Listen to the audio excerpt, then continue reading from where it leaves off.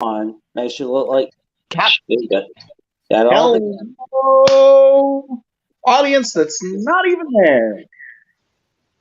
How are we doing tonight? doing awesome. How are you, man? I'm other doing than good, the gray clouds hanging over our dear friend in Cincinnati, doing okay.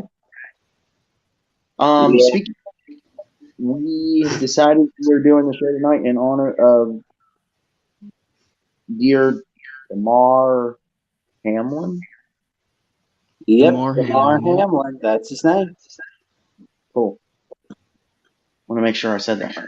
Anyway, tonight, as y'all can tell, we got us a special guest. We got Edward on tonight with us to go over these games.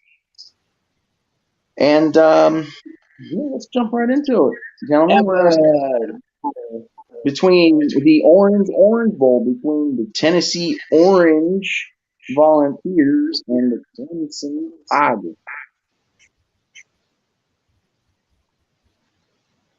What was your take on that Orange Bowl, Edward? Well, congrats to Tennessee. First off, they deserve it. The sad problem, I had with it is, Brandon Streeter got everybody hyped up with that ACC championship play calling. Called a fantastic game in there, and then he completely crapped the bed once again in the Orange Bowl. You start your true freshman in his first career start in his career, and you go five wide multiple times, and every time you go five wide, they blitz. It's like clockwork. They even put six on the line to show you, hey, we're coming. And he never adapted. He only ran the ball 8 times in the first half, so that was freaking awesome. You make your freshman throw 29 times in the first half. Why you do that, I don't know. You honestly should have ran the ball more to relieve the pressure. We played well. We had like 36 first downs, which is the most we've had all year. We had like 400 yards of total offense. Overall, we played well. We just couldn't score. We get down in the red zone and just stop running the ball or not even attempt to run it.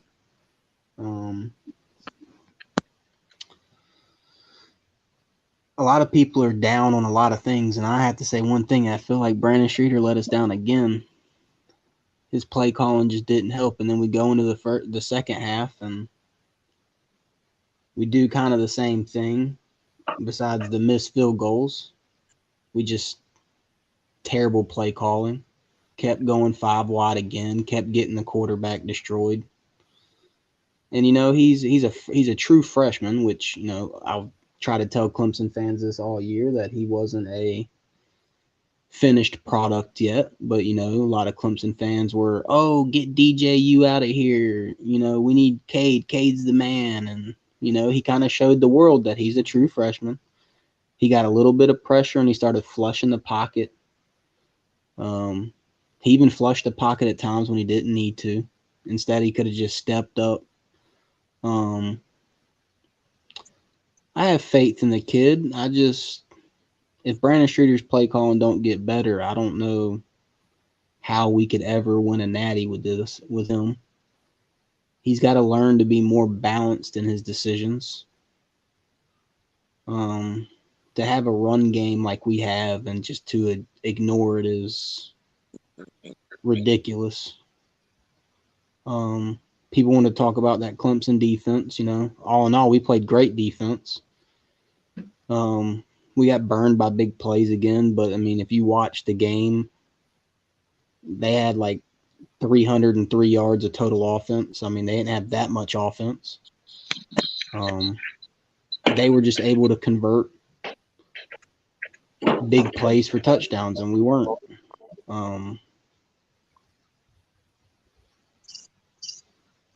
So that was the biggest thing there.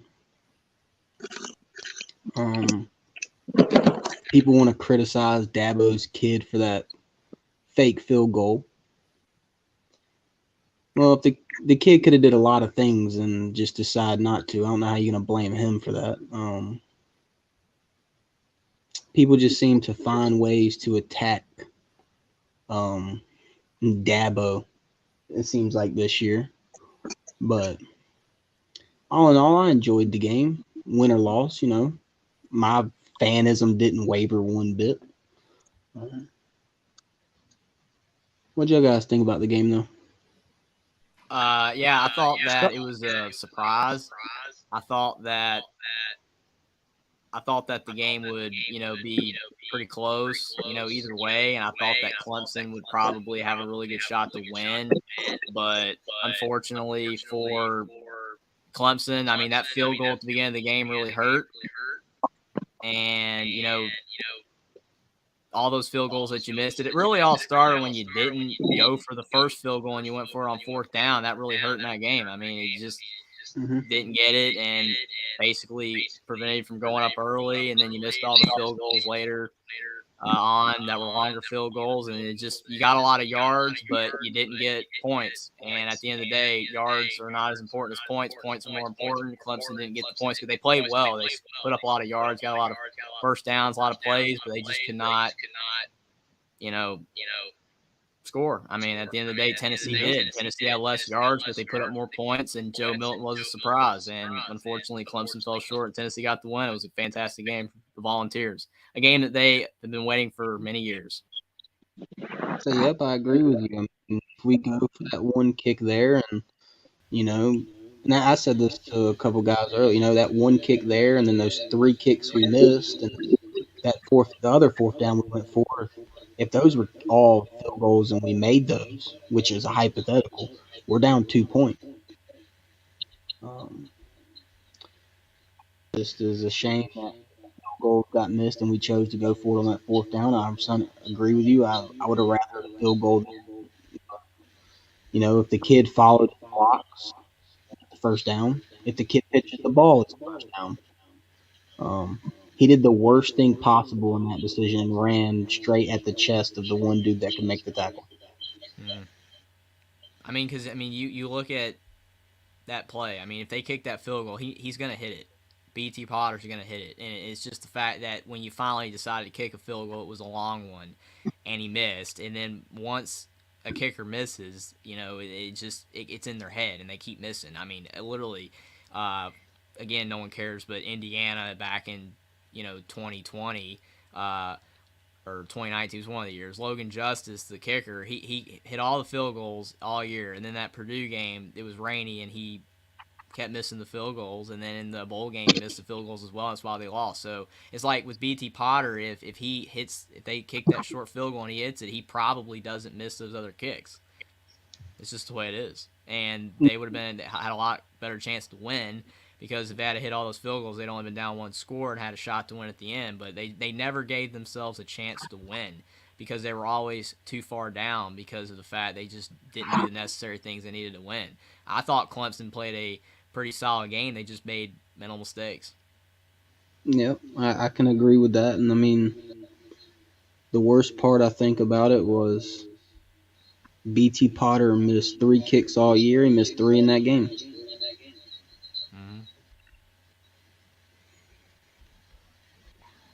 Jackson, what did you think of the game, buddy? I was really surprised that Clemson lost big time, but it was just a big wow. Talk about a send off.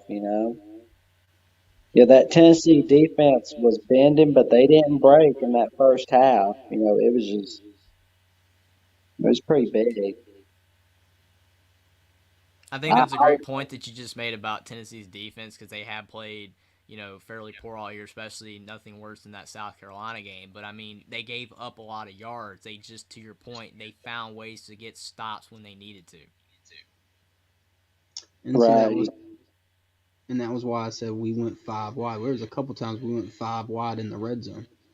Why are you going 5 wide in the red zone? And they just blitzed. And they did it all game, right? It's just consistently showed 6 when we were 5 wide, and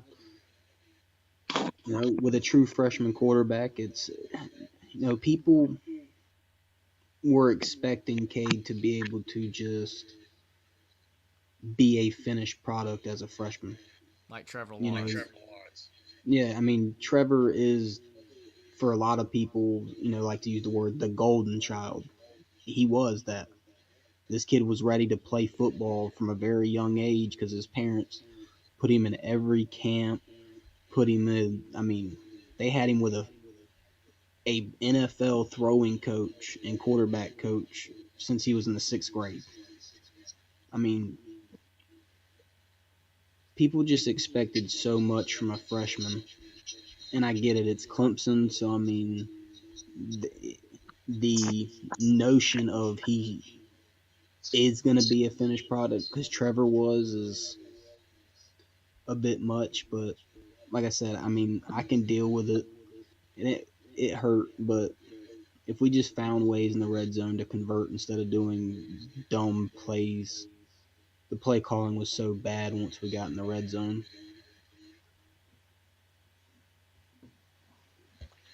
I will say that this game here, Clemson, Tennessee, this was a game where everyone was like, Tennessee has all these optics. Hendon Hooker, went down with a terrible ACL injury. God rest his soul. Hopefully that doesn't affect his draft stock or nothing. And Jalen Hyatt, opted out because he's ready. He thinks he's ready to go to the NFL and pursue his future. And everyone just thought Clemson, this was their game to dominate, and they were going to put themselves back on the map, as people like to say. And it just turned out Tennessee just played a better overall game than Clemson did. Joe Milton, he seemed like he turned into Aaron Rodgers overnight, just throwing that thing around. And Tennessee's defense played probably their best game they could all year. And hats off to Josh Heupel and the Volunteers winning the Orange Bowl, because that is a great accomplishment for a team that hasn't been very good, in a very long time. And to beat teams like LSU, Alabama, and Clemson all in 1 year, there's some big things coming in your future, Tennessee, likely beyond what you think. Because who knows, next step could be the college football playoffs after such a great Orange Bowl win.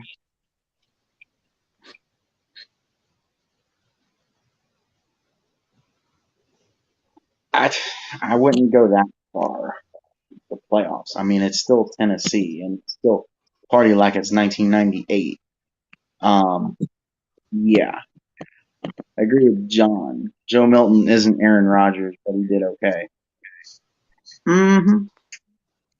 Figure of speech, I not know, literally. I know, but there is a better comparison out there. I just don't know what it is right now.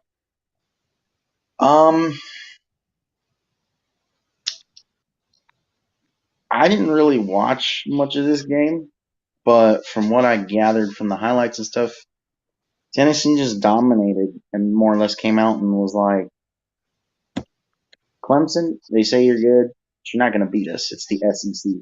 It just means more, which is a loaded crap. But, I mean, it is what it is. Obviously, Edwards not like hurt over it, so that's definitely a plus. But I know you're not one of those kind of people. But congrats on the win, Tennessee. Great season. Enjoy it because it's probably going to be a long time before you have another one like this. So that brings us into our next game. The next one on the board is the Sugar Bowl between Alabama and Kansas State. Jeffrey. Yeah, if you want to talk about showing that it's the SEC and it just means more, which, like you, I mean, again, it's a loaded statement. I mean, it's a cute slogan, but I mean, every conference does try hard, but that's beside the point. But Alabama just dominated Kansas State. Yeah, Kansas State started out 10-0. Deuce Vaughn, he runs down the sideline, and there's a lot of people thinking that Kansas State can win. A lot of people were thinking that Alabama could lose because you had all of the players that were in the transfer portal. Was Bryce Young going to play the full game? I never thought that. I thought he would since they were playing, and some people were saying that. And then Alabama's lost the last couple Sugar Bowls that they played or whatever. And, not the last two, but, in the past. It just – Alabama just dominated. It just shows, again, the talent gap when it's basically – when you play to your talent level, it shows. TCU and Michigan had a lot more talent than TCU, and we're going to get to that. But it doesn't always mean that the more talented team's going to win. But in this case with Alabama, they just completely rolled over Kansas State. Kansas State had no shot. Once Alabama got rolling, once Bryce Young, once Jahmyr Gibbs, once the receivers got engaged, once the defense stepped up, there was no shot. And Alabama showed they are definitely one of the still four most talented teams in college football, even though they missed the playoff because they had 2 losses. Talent-wise, they're a top probably 2 or 3 team in college football this year still. They just missed the playoffs. So they lost 2 games by combined 4 points. And the teams that deserve to be in the playoff deserve to be in the playoff. But it just showed that Alabama was dominant. And that's why Alabama fans said that they had the case to make the playoff, whether it was deserved or not. Again, the teams that made the playoff deserved to make the playoff. But Alabama dominated for a reason. And it stinks that Kansas State had to play Alabama the way they did. And it wasn't closer. But again, Alabama, they just dominated. So, Jeffrey, to that point, I would like to bring up, do you think the reason why Bama played more motivated against Kansas State is because they were mad that the committee left them out? They're like, how dare you put Ohio State or TCU ahead of us? We're Alabama. It's the Alabama Invitational. Well, I mean, I just think that, Nick Saban has a really good grip on his football team. He's lost a little bit of it. He couldn't keep the portal players, but I mean the fact that he was able to get his top draft picks to play in this game, I mean it just shows that they cared. Bryce Young cared. I mean, yeah, that's a great argument for sure. I mean they played harder because they missed the playoff, but I mean in any scenario of them missing the playoff, Alabama expects to be in the playoff. It's kind of like how, to buck on Mike's point, that Ohio State's expectations are higher than Michigan. It's just the way it is. Alabama's expectations every year to win a national championship, and I mean those players, they wanted to show and prove that Alabama was a top 4 team. Again, they lost 2 games on the road by a combined 4 points. They had their struggles this year, but Alabama proved they were a top 4 team. The teams that were there deserved to be there because of what happened on the field. Again, my argument was if TCU played an SEC schedule, they don't go undefeated in the regular season. That's just the way it is. TCU would not have made the playoff. It's just, again, TCU deserved to make the playoff based on what they did with their schedule. They won all their games, and they lost a 3-point game to a top 10 team. But Alabama showed what they could do to that top 10 team. It's just the way it is. I mean, Alabama, they missed the playoffs, and they deserve to miss the playoffs based on the rules that are outlined. They should not get a bid just because they're a top 4 team on paper. They missed the playoffs because everyone ahead of them had 1 loss. Ohio State and TCU deserved to make the playoff, but Alabama just showed that they were dominant. And I agree with you, Jeffrey. And what do you think of this game, Edward? I mean, what I saw was a team that started out slow in Bama, and a K-State team that started out hot. And then Bama did what they normally do on defense, which is play the run very well.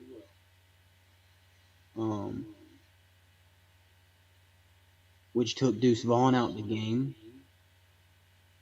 And then look at what, if you honestly want to look at it objectively, it looked like K-State's defense gave up like in the 3rd quarter.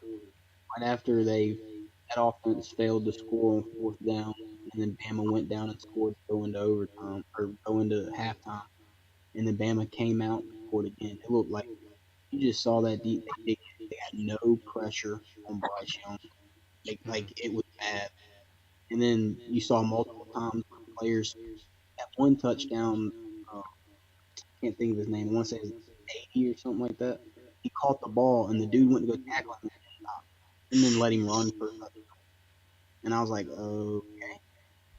It just looked kind of like after that first third quarter drive for a touchdown, like they were just like, we don't want to. And it got ugly. when you get a team that isn't fully committed to playing their heart out, you get things like that, um, which is sad because I expected a little more out of Kansas State. Not to win. I didn't think they were going to win. Not after Bryce Young said they were coming, going to play in this game. I didn't expect them to win, but I expected it to be a lot closer than it was. So Yeah, I agree with you. I mean, if they don't play, a lot of the starters, for Alabama don't play and they opt out, then I would have probably really considered picking Kansas State to win. But to your point, with all them playing, there was no way they were going to lose. And also your point about Deuce Vaughn. I mean, I had a lot of people watching this game, at my house, and it was like someone pointed out, hey, the running back for Kansas State is 20 carries, 130 yards or whatever, and and a touchdown. He's playing pretty good. And they weren't really closely watching the game. And I'm like, yeah, well, one of them was an 88-yard run in the first quarter. He's in his next few runs. It's been 19 carries for like 35, 40 yards. That's terrible. So again, to your point, Alabama clamped down on Kansas State's run game, forced Will Howard to beat him, and he couldn't because he didn't have any time to throw. And that's why you look at these playoff games. Again, we're going to get to them, but it's all about the pressure you put on a quarterback. And again, Will Howard had a great season when he played, but he's never been pressured like that in the Big 12. And Alabama, they flooded him, man. I mean, they stopped the run and forced him to pass, and they couldn't do it. And I mean, to your point, like Bama's strong suit is the run defense. And what their pass defense is weak on the back end through the DBs, but what helps their pass defense is their two pass rushers, Anderson and Turner. And when you put pressure like that on, a guy like Kansas State's quarterback, Will Howard, who I believe is a freshman, it can rattle you. You don't see that type of pass rush out of many teams. Like you can say Clemson gives you a decent pass rush from year in and year out, and Bama gives you one. Georgia, they had one last year, a really strong pass rush last year, but this year it's like you saw against Ohio State. Their pass rush is not good this year. Even Jalen Carter does not get to the football as often as people expect him to. So credit goes to Bama for having a relentless pass rush because it made that game a living hell for that quarterback.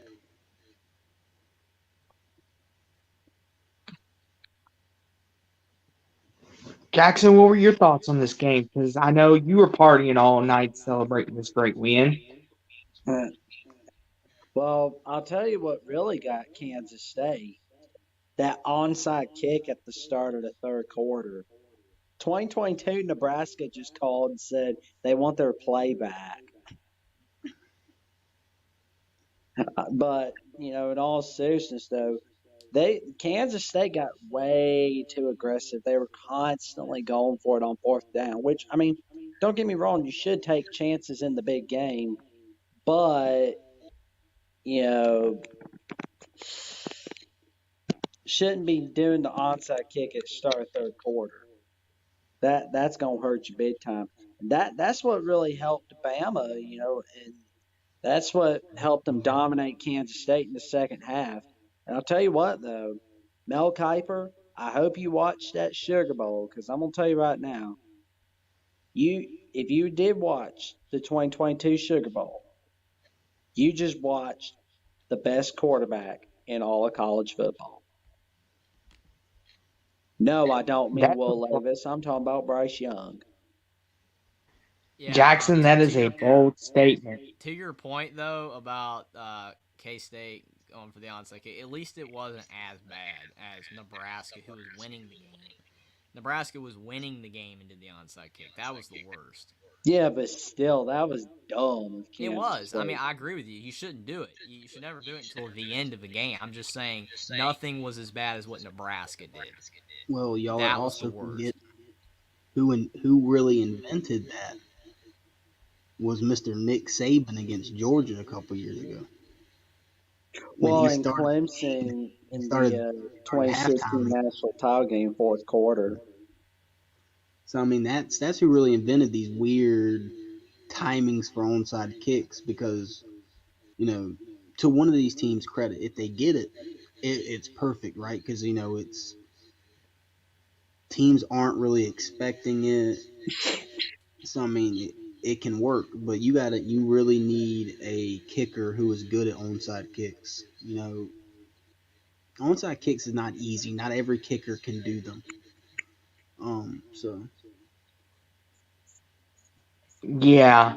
To the onside kick point though, the 2009 Super Bowl, the Colts and Saints, when Sean Payton decided to do the onside kick, try to steal possession. I know, no, that's not the topic at hand, but I found that interesting since Kansas State tried to replicate that because they knew how high powered the Colts offense was. The Saints did. But to this game, though, Alabama did what they were supposed to. Like everyone thought, oh, Kansas State, they won the Big 12. They beat the eventual team that went on to beat Michigan, which we'll get to in a little bit. The TCU, they're the Big 12 champs. They got all the momentum. And then Bryce Young and Will Anderson said, we're coming back. We've got a statement to make for them, for us, for everyone in college football. And they did exactly that. In Kansas State, too many turnovers as well. You can't be turning the ball over. Can't be turning the ball over like they did, and that just don't work against Bama because you're just basically saying, "Here, Bama, we want you to score off our turn year," and it's it's a shame that they ran into Alabama. They might have had a better time against USC or against someone else, but they ran into Bama, and there's nothing they could do about that. But Alabama proved once and for all why they were one of the four better teams. To Jeffrey's point earlier. But that's neither here nor there. Congratulations, Bama, on the win. And Kansas State, better luck next year. Maybe you won't run into Bama again. Oh yeah, it was unfortunate for them they got paired with Alabama because I mean most of the other teams that were in the New Year's Six games they could have competed with. I don't know if they would have beaten all those teams, probably not, but they would have been a lot more competitive for sure. And even Alabama without all their players would have been more competitive. well, I'll say this: you are probably 100% correct. Probably could have competed with anybody in the New Year Six except Bama because that's actually the way they match up is just bad, right? It when you're when you're a heavy run team, or how should I say this, a team that uses the running back in multiple ways, and Alabama's a team that is very good at shutting down running backs. It's not a great matchup. Um, that's the unfortunate reality. They got the short end of the stick on that one, but it is what it is. You have to play the game in front of you, and hopefully not get boat raced. But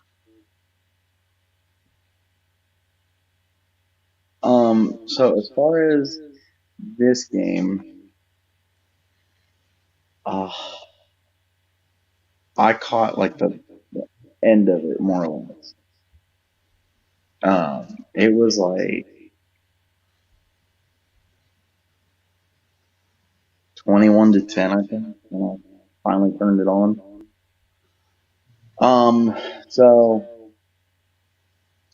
apparently Bama decided, hey, for once we're going to show up in a BTS/New Year's Six game that isn't the playoff or the national championship and actually win it instead of get beat because we don't all want to show up and play in this game. Statement was made. I think Bryce probably could have been pulled earlier than he was. But give complete credit to Alabama You are a juggernaut, and don't be too sad, Bama fans, especially the two on our team, because team playoffs right around the corner. So guess what? You're going to make it every year. Yeah, the 12-team playoff is going to make it a lot easier for a lot of teams to make the playoff for sure. I mean, you're not going to have that margin for error like Alabama, like you said. I mean, as long as they win 9 games, they're in a 12-team playoff. 9-10 games. It's going to be every single year. So it's just going to make it a lot easier for the big brands to make it where they're not going to miss it for sure. I agree. It's going to be a lot of the same teams. You're going to have some new teams every year because they're going to find a way, but a lot of it's going to be the same, like top 10 to 15-ish teams. If they have a 9-3, 10-2 year, they're more likely going to make it for sure. I mean, to your point, brands they really matter in college football. If you really think about it.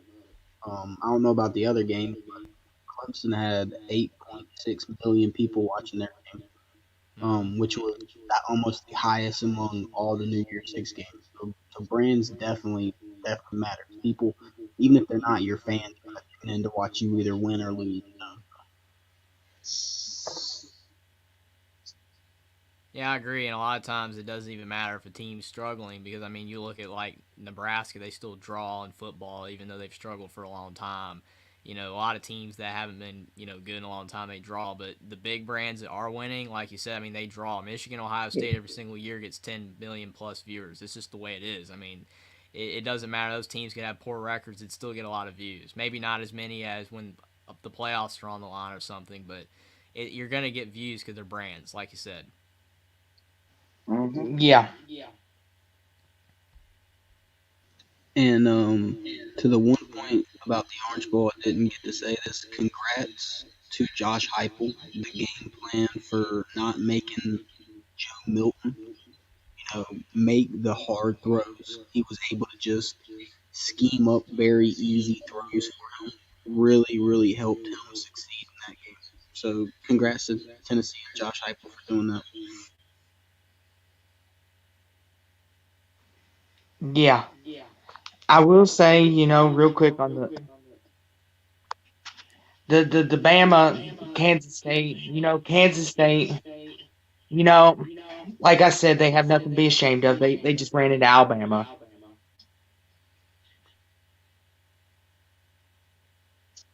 Is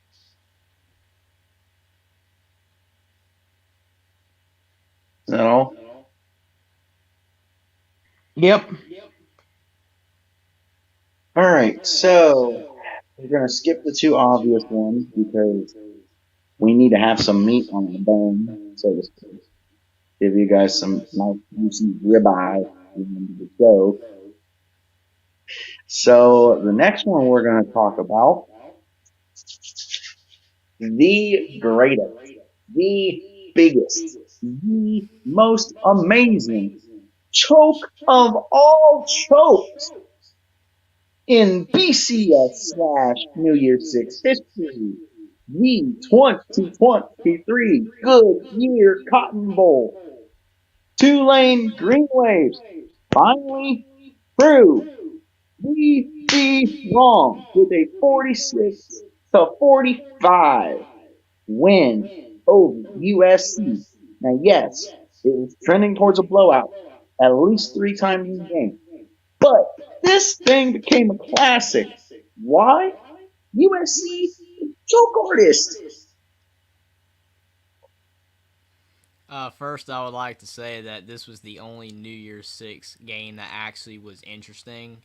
And not the fact that the others weren't, but the other 3 games ended up, at the end of the day, not being close. So this game, to your point, was a classic. The other 3 games were awesome in their own right, but this game is what you want to see right here.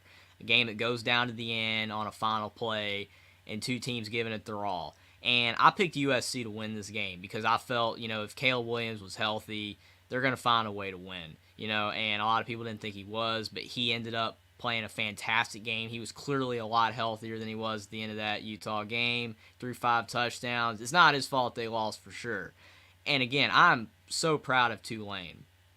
So proud of Tulane because Willie Fritz, what they endured last year going 2-10, you had a hurricane.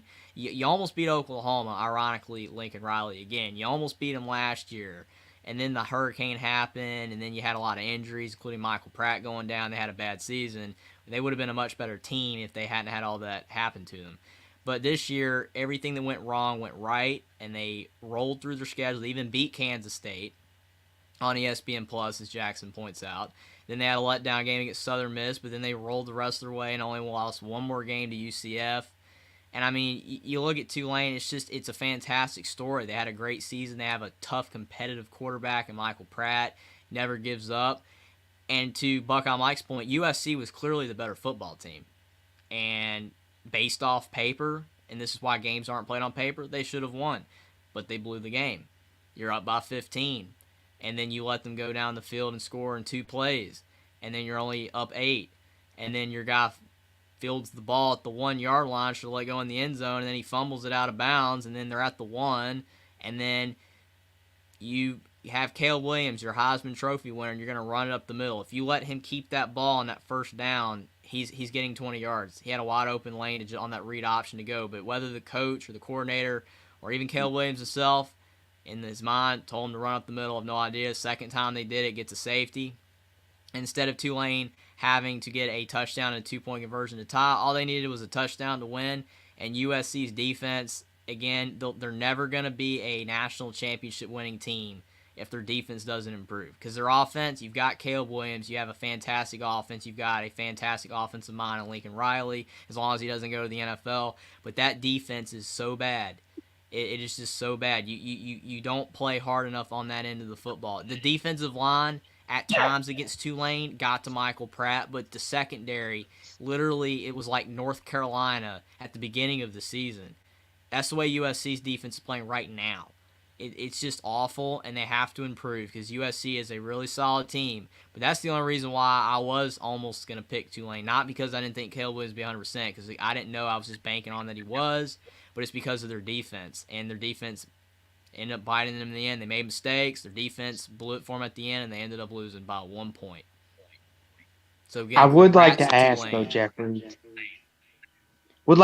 though, Jeffrey, do you think, Lincoln Riley not, running Caleb Williams as much is because, maybe he's afraid that he would have pulled another hammy again, because it doesn't take much to pull another hammy if you go the wrong way with it.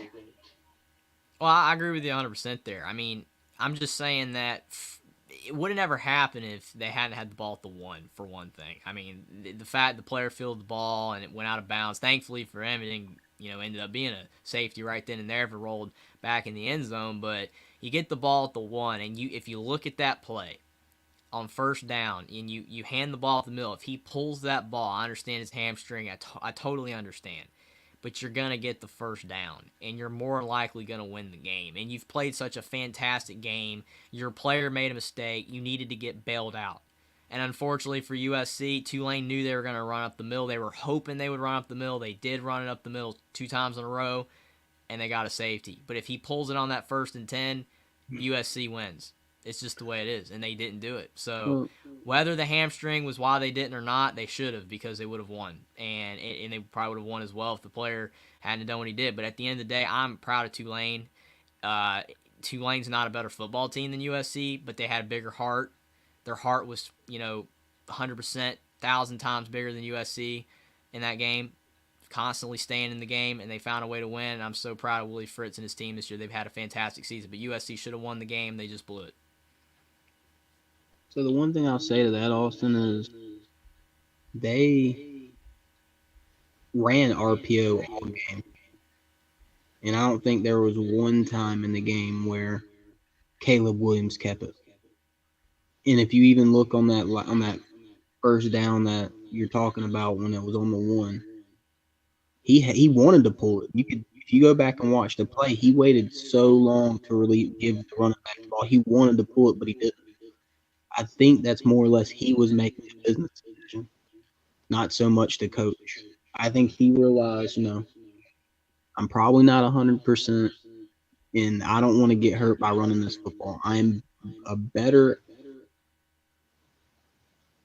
if I'm healthy enough to stay on the field to use my arm, they won't need my legs. And I think that was the one thing where he was wrong. They needed his legs multiple times in that game, and he couldn't provide it. He did a damn good job with his arm, though. I mean, and Jerry Rice's son put on a freaking clinic. But yeah, they just at certain times they couldn't protect him, and you could see that's why I say I think it was a business decision because earlier in the season he was becoming Houdini, and he would run around and get out of there, but he only scrambled to throw. He never took off downfield like he usually did. And most of the time, I feel like most people are going to catch that football on the 1 inch. The kid it had one of those awful weird rotations to it, and it hit him straight off his chest and went out of bounds. He didn't catch it. That's not how they teach you to do that. And he knew it. You could tell on his face as soon as it hit him off and went out of bounds. He shook his head like, oh boy, like this is, it happens. But I think this is another game where this proves that, and this is not a dig at USC fans. This is more a dig at Lincoln Riley. This dude had 2 seasons of Alex Grinch as defensive coordinator and thought he was good enough to bring. That's what Lincoln has done his whole career. He's put defense third instead of second or first, knowing his offense is going to be so good.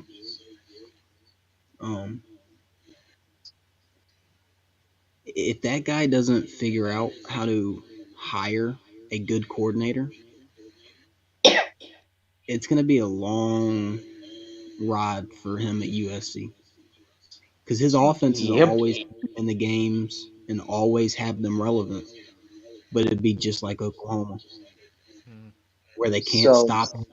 They can't buy anything. It's going to have to be gimmicky turnovers and things like that because, I mean, if you really want to be honest, the game was never out of hand for Tulane. Never. Until that fumble and they went up 2 scores. And that was just poor decision by the running back to take the ball high because the guy didn't even try to reach for the ball, but he hit it because the running back brought the ball up. And I mean, that defense showed once again, and Tulane watched the tape from the Rose Bowl. They just don't stop the run. They just do not stop the run at all. And that running back ate and ate and ate until he was full, threw up on the sideline, came back in and ate some more. To your point about Caleb Williams, though, that's why I said that I wasn't sure if it was Lincoln Riley, our offensive coordinator, or Caleb Williams. That's why I said it, because I wasn't completely sure. But to your point, he didn't pull it. So, I mean, and it was probably, at the end of the day, it was his decision not to. But they would have probably won if he had him. And it really hurts for, Caleb Williams because he had a great season. But, it just fell a little bit short due to the fact that his injury and certain things that happen. But also on your point as well about the defense, again, as I said, USC's not going to be able to win a national championship with the way that their defense is. I mean, because Lincoln Riley has a great offense. He's always has, but you look at Oklahoma, they always fell short. When they play a team that's got a better defense, they just can't win. I mean, because they can stop you, but you can't stop them. And when you're playing the elite teams in college football, they're going to have a good offense, and you just can't stop them. They're going to put up more points than you because their defense is better than yours. You're just never going to win. You have to have both sides of the ball be basically elite if you want to win a championship. One can be weaker than the other, but they have to both be in the top 25 at least to win a championship. And USC and Oklahoma, wherever Lincoln Riley's been, his defenses have never been that good. He had 1 year was decent, but it's not championship quality, and that's unfortunately the sad fact for him. He's gonna have to get a better defense if they want to win the whole thing. So, before Jackson goes, to both of your points, USC needs to fix the defense Mhm. and make it a priority when you fix it. Otherwise, next year's going to be a long ride for you. You may be able to replicate this year just because you have Caleb. But once Caleb's gone and you come to the Big Ten, it's a whole different ballgame. We're not the Big 12. We are big on defense. Yes, it's iffy if you want to point the finger at me talking about Ohio State. It's turning around, being back to the way it used to be. But defense is either, to Edwards and Jeffrey's point, defense in the Big Ten is either number 1 or number 2 priority. It's not number 3. If it's number 3, it's not gonna be pretty. You're gonna end up losing to Ohio State, Michigan, if Jim Harbaugh stays. Michigan State, you'll lose to them too. Penn State, you'll lose to them, even though you usually beat them. You'll lose to them. Wisconsin now with Fickle. Wisconsin now with Fickle there, yeah. You may lose to Minnesota, depending if PJ wants to get his guys to show up. I mean, essentially, Possibly Illinois with Brett Bielema and a slugfest. Possibly. you could lose a close one to Iowa too. Yeah, Because about that USC. But I mean, overall, you're going to lose about half the Big Ten if you don't fix it. Anyway, go ahead, Jackson. Yeah, anyway, about that USC defense, to specify, 82nd in the nation in points allowed per game, yards per game allowed, 101st in the nation, points per play per game from the opponents, 99th in the nation. Points per play from their opponents allowed, 99th in the nation. Yards from allowed per play from the opponents, 119th in the nation. And the red zone defense is 60th in the nation. Like the rushing game on defense, the rushing yards allowed per game, 73rd in the defense. The passing yards per game allowed on defense, 108th in the nation. Good Lord, this defense needs to get fixed pronto. Oh, and by the way, you can't just blow a 15-point lead and expect everybody to cut you slack. It's not how it works. And you were leading by 15 with 4 minutes left in the game.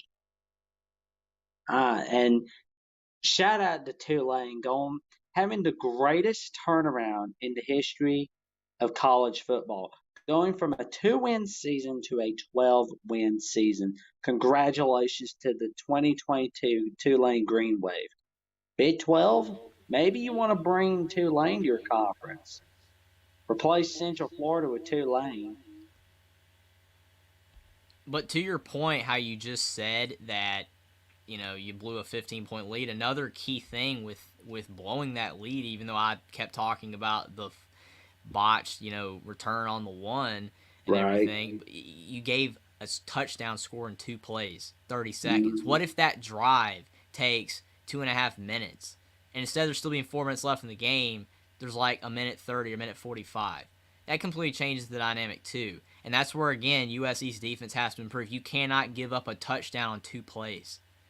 That is just that was the beginning of it. If you allow that drive, even if Tulane scores a touchdown, but it takes time off the clock and it eats clock, then USC could have won as well. But they gave up a touchdown in 2 plays.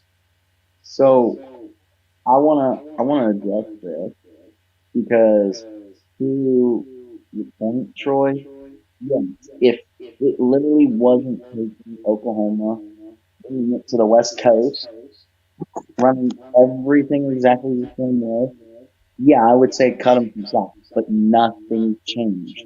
And we saw it with his own classes at Oklahoma.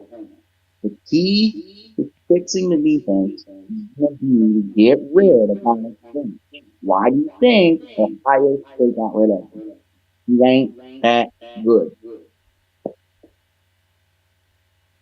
Well, the one thing I will say about that comment is we saw what his recruits looked like at Oklahoma. Was that magically going to change? I mean, we can argue this Oklahoma and USC, what's a bigger brand? I'll argue they're close to similar. He could have probably got any defensive recruit in the country if he wanted to at Oklahoma. Same way he can at USC. The difference is he doesn't prioritize it.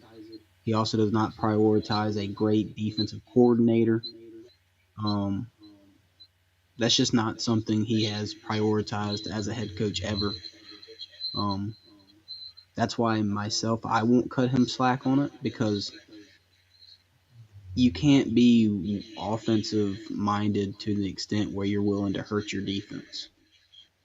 He did it at Oklahoma, and he didn't have his recruit, but he used the portal enough to bring in talent. I mean, you look at the talent they have. I mean, they're not just completely lost on defense. They have 3 and 4 stars on that defense. I think they have like 1 5-star, maybe 2. Like, they have guys out there that can play. It's just, one, you don't teach tackling very well. 2, Alex Grinch has proven in 4 years of football he ain't that good. So now it's your job to do something you've never done before. You got to adapt. You have not been able to adapt at all. Since you've been in college football, you have not been able to adapt to what is in front of you, which is defense wins championships. Yeah. If Lincoln Riley's content at winning 10, 11 games is the max, then keep doing what you're doing. But again, if you want to win a national championship, the defense has to improve. Mm-hmm. I will say that Lincoln Riley always expects his offense to win shootouts. And it's the same thing since coming to USC, because when he was in the Big 12, a lot of Oklahoma's games, they would be like 55-48, 42-39, in those score ranges. And it's like, Lincoln, listen, I know you love your offense.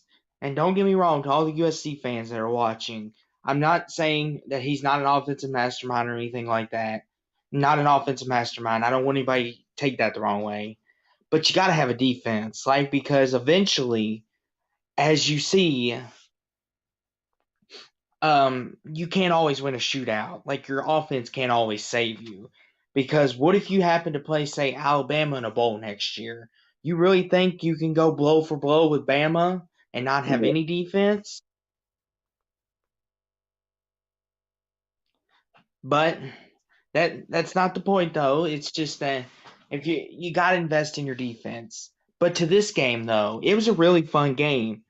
And I thought when I turned it on, it was the fourth quarter and USC was up big, and I was like, well, good old Lincoln finally is going to get that monkey off his back that he can no longer not win a big game.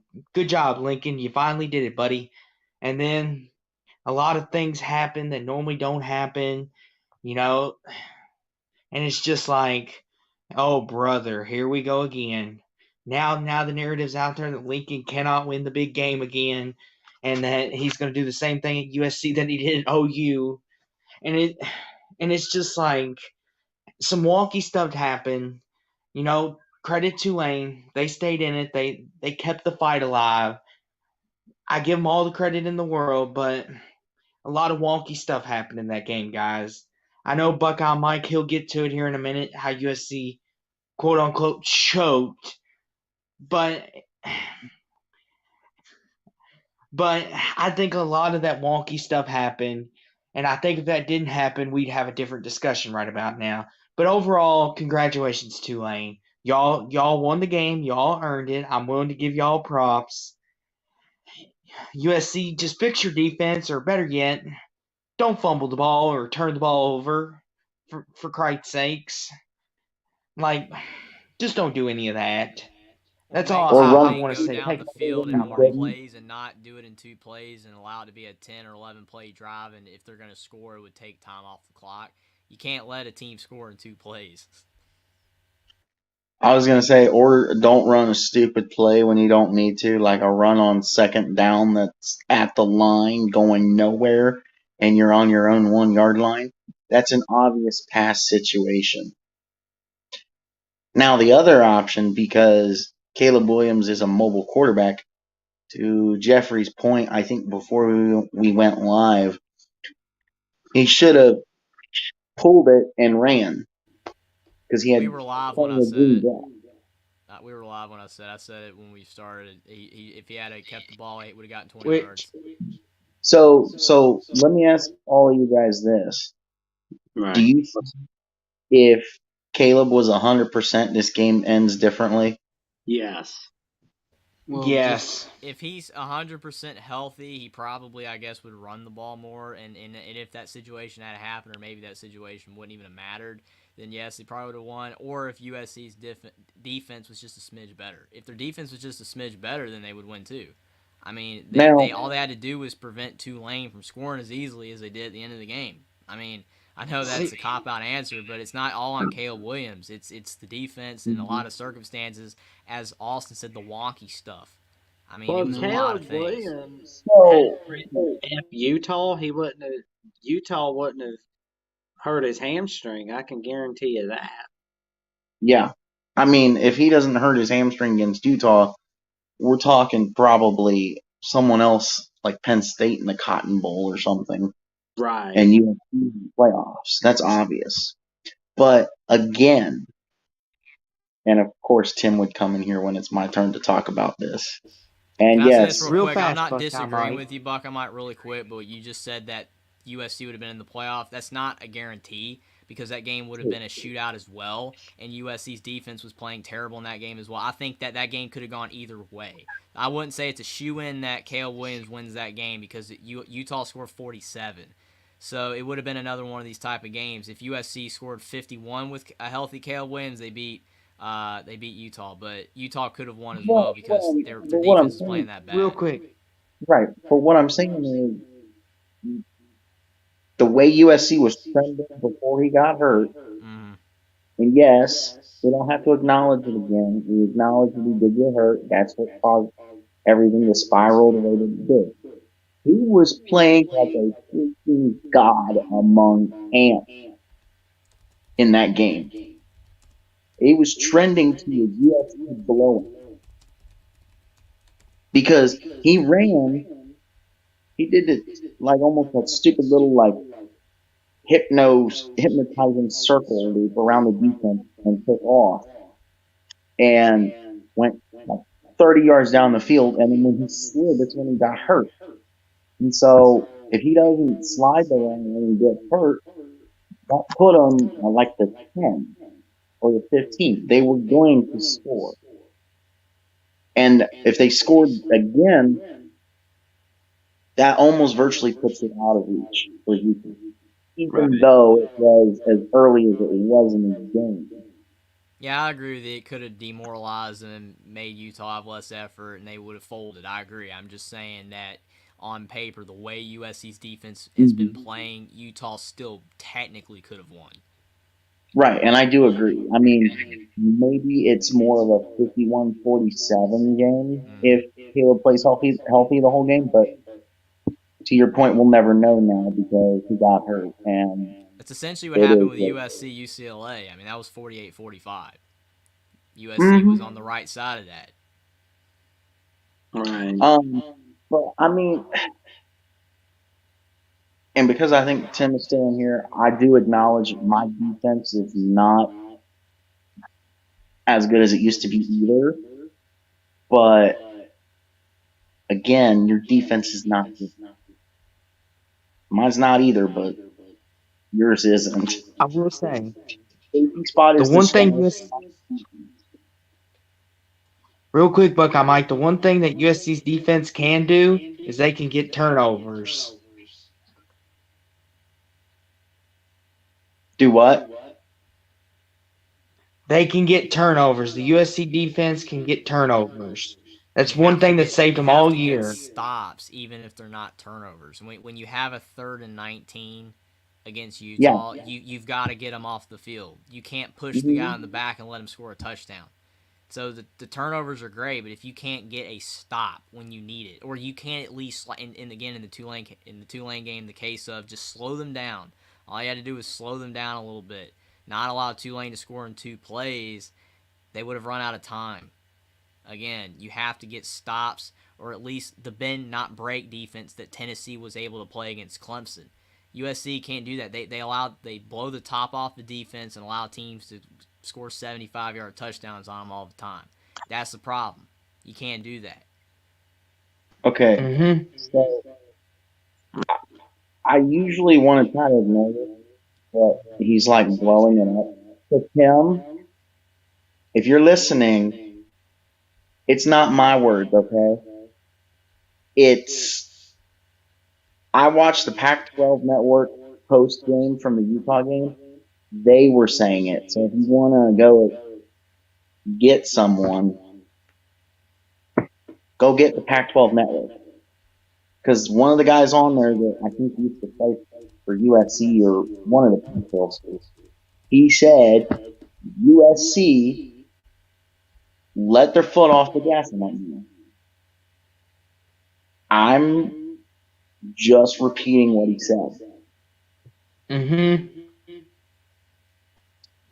Are we ready to talk about the Rose Bowl? The granddaddy of them all. Are we set for that? Sure. The old Penn State Nittany Lions going up against the Utah Utes. What's your Not a take? good day in my household, but we'll get to that. Yep. Jeffrey, what was your take on the Rose Bowl? Yeah, this was a game where, again, you cannot predict what's going to happen in a game, and I picked Utah. They've been playing really well, and game was tied at half, 14-all. And Penn State, they have more talent than Utah. You know, that's the one factor where it's like if you were gonna pick Penn State, it was like they have more talent. Will that talent, be able to slow Utah down, make it tough on Penn State? Has a defense. Again, nothing against USC, but Penn State has a defense. They'll be able to slow Utah down, but Cam Rising gets hurt, and the game's over. And Penn State wins. And Penn State, James Franklin, I mean, I know the argument against him, he can't win the big game, and now people are saying that with Lincoln Riley. Lincoln Riley's won big games. But with James Franklin, he's really struggled to win big games, even in these, New Year's Six type games, even in the Big Ten. But I will say that if Cam Rising doesn't get hurt, then Utah has a shot. They probably still wouldn't have won the way Penn State was playing. Penn State played really hard in this game. Their run game was getting things going. Sean Clifford wasn't making his regularly scheduled mistakes. And Penn State was the better team overall, even I think with Cam Rising, but it would have been a closer game. But when he went down, then that was it for Utah. And very good win for Penn State in the Rose Bowl. They played well on both sides of the ball. Yep. But yeah, that running game from Nick Singleton, wow, that was big, man. And the way Manny Diaz had that Penn State defense containing Cam Rising, like that was wow, that was pretty big. I'm impressed with this Penn State team. I mean, I'm not going to go as far as to compare them to 2011 Arkansas because they're not. But at the same time, it's kind of like you lost to two of the best teams in your conference, and then you're winning every other game, and you're winning your bowl game as well. But do we see a breakout season for Penn State in 2023? I wonder. But Probably not. Rose Bowl. But Utah, man, congrats on a wonderful season. I hate that you guys lost to Florida, but hey, you won your second straight conference title, so kudos to you. And Penn State, congratulations on your Rose Bowl victory. And, maybe you turn that into a breakout 2023 season, come out of nowhere, possibly win the Big Ten. Maybe you don't. Who knows? But onward to the next guy who's talking about the Rose Bowl, the granddaddy of them all, as the great Keith Jackson called it. So this was a great game. It's a damn shame Cam Rising got hurt because that really changed the outlook of this game quickly. The backup came in, Braum, I think his name was, or something like that, and he couldn't make the throws. Like you saw multiple times, passes just a little to the right, a little to the left that weren't on target, passes in the dirt. He couldn't run like Cam was. Even if you want to credit Penn State's defense to containing him, I mean, it was a 14-14 game. I mean, he was still able to do more things than that backup is. That's why I've said it before. When your starting quarterback gets hurt and you have to put a backup in, it's not always, roses. A lot of people think that, this is, these highly talented teams are, you got to have a backup in waiting. Great quarterbacks don't grow on trees. That's why there's only so many within a year. Penn State was able to make good long distance plays at that Nick Singleton run where he just broke it for 60-something yards. They were able to get the chunk plays. That Utah team was able to just keep running the ball like normal with that Texas Tech transfer. I think his name was Jackson. The one thing that hurt, though, was just there was no quarterback in that backfield to help Utah go. That was the nail in the coffin. I mean, you almost saw it right away. As soon as that guy came in, it was like 3 and out, and the ball was on the ground. And, I mean, it never got any better. That's Penn not a State good was- sign either.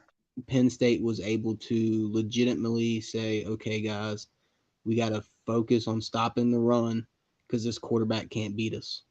When Cam Rising was in the game, they had to play a more balanced game. That's why it was, 14-14, because you have to respect the quarterback. But as soon as the quarterback got out the equation, it was different. Prayers to Cam Rising that something serious didn't happen. Because no one wants to have someone get a serious injury.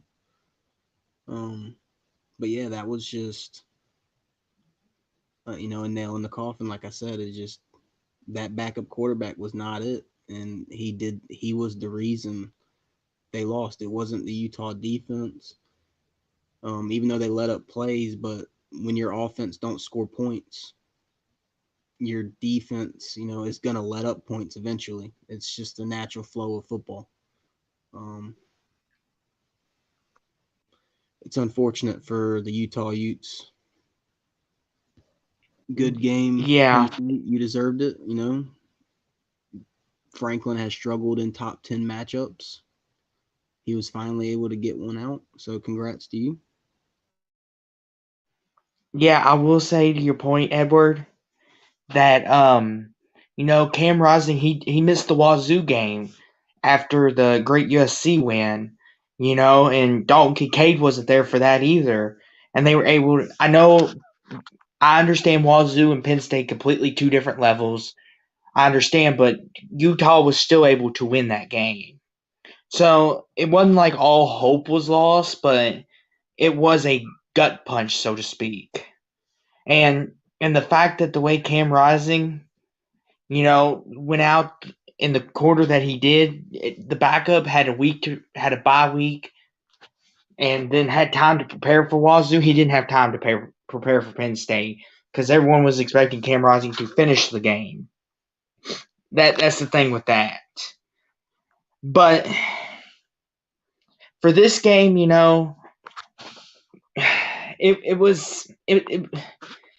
congratulations to Penn State on the win, on winning the Rose Bowl. Rich history, with so many great winners, USC. I know Tim has probably seen a couple of their Rose Bowl wins. Ohio State, Buckeye Mike, my guy up there, he's probably seen it. Jackson's seen a couple, being Bama. I mean, it's just a great game to be a part of. And all hats off to Penn State, they took their 2 losses, Michigan, Ohio State, per normal, and then they won out the rest of the year, and no one gave them a shot in this game. That was the thing. Everyone was like, Utah, the way they dominated USC in the Pac-12 championship game, and how they're looking strong, and no one gave them a shot. No one here on this panel.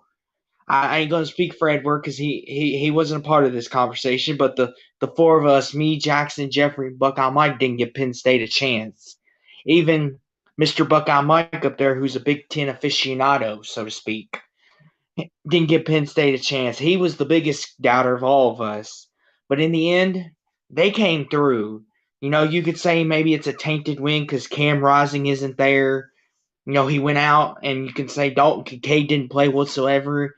And maybe you can taint the win, yes, but Penn State still went out there and played. Utah still went out there and played. It's still a great win, and for Utah, in my household, I live around a bunch of Utah fans.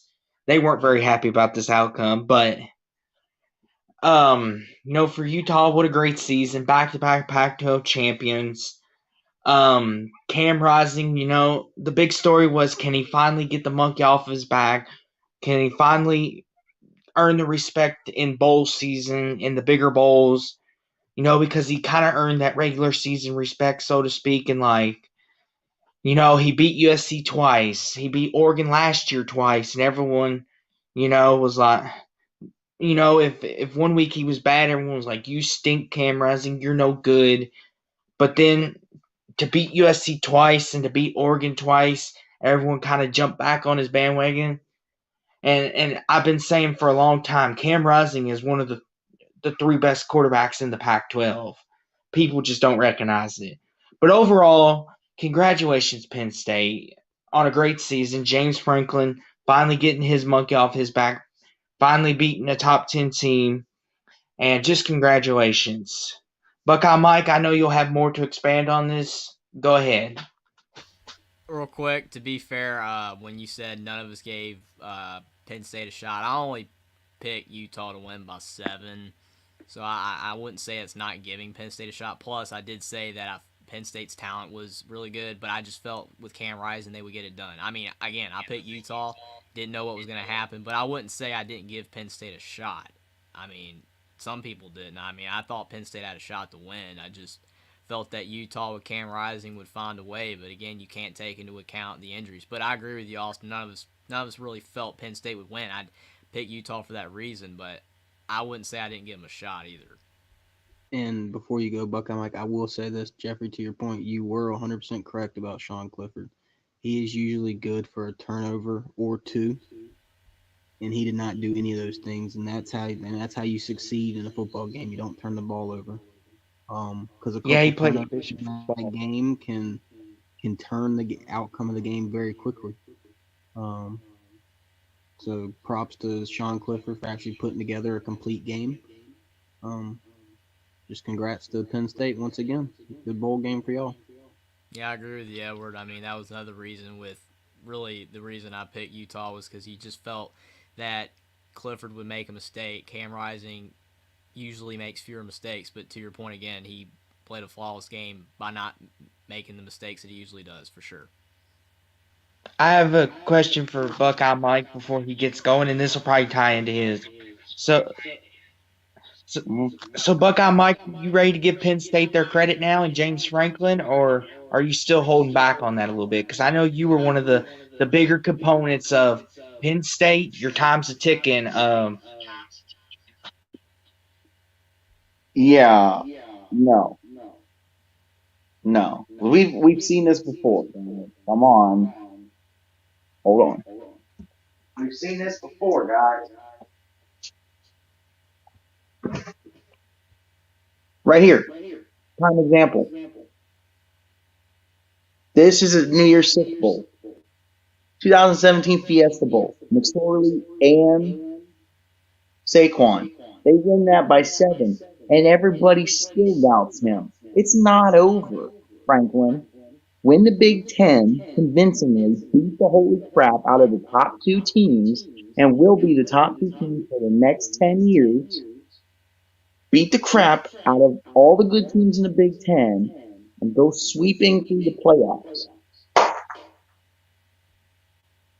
Yeah, No. when the playoff expands to 12, they're probably going to have a really good shot to make the playoff just doing what they did this year. I mean, Well, no, I know. So I mean that they're not going to have to beat those top 2 teams, but I mean, like to your point, to really earn respect and James Franklin to be considered a top 10 head coach, he's got to beat him at some point on a consistent Well, it's basis. like So I agree with you. if you pay attention to the fan base and watch and read and listen to all the stuff in Pennsylvania around State College, they don't like the fact that you can't win the top 10 games. To Edwards' point, he's 3-17 versus top 10 opponents, and again, I agree. I mean, it is what it is. I mean, they haven't been able to win the big game, but at times they have. And I mean, Penn State, he's done enough to not get fired. I mean, it's not like he's outside the 1 year. It's not like he's at 500 every year. I mean, 10-2. This was a really solid season. I know to some it was disappointing because they didn't beat Michigan or Ohio State, and those are the teams they want to beat. But they still had a good season. And I mean, who knows what they're going to have with Drew Ayler next year? You never know. Now, I will say, go ahead. real quick, if Penn State were to try to buy out his contract, like if they were to say tomorrow, James Franklin, we think it's time to move on, is he in the Jimbo range in terms of buying out contracts? Not to go Yeah, too he far, did. I was just a little curious about that. Yes, he had just signed like a brand new extension for like $90 million or $95 million. Yes, He's he's not getting definitely in. fired. But if you fired James Franklin, who would you find better to go to Penn State? You're not. You're not going to find anybody better. I can guarantee. You could send Bill O'Brien back. Yeah. Bama fans would like that. Just kidding. I don't know. You may be able to get a PJ Fleck away from Minnesota. Highly Yeah, he unlikely. wouldn't go there. Maybe. I mean, the only reason why Penn State took James Franklin, we all know this, obviously, was because of what he did at Vanderbilt. I mean, he made Vanderbilt win. So, you know, if you can win at Vanderbilt, then you should be able to win with Penn State against the big teams. But, I mean, again, to be fair, to give a little credit where it's due, Michigan, especially Ohio State, have been dominant these last few years. I mean, they're hard to beat.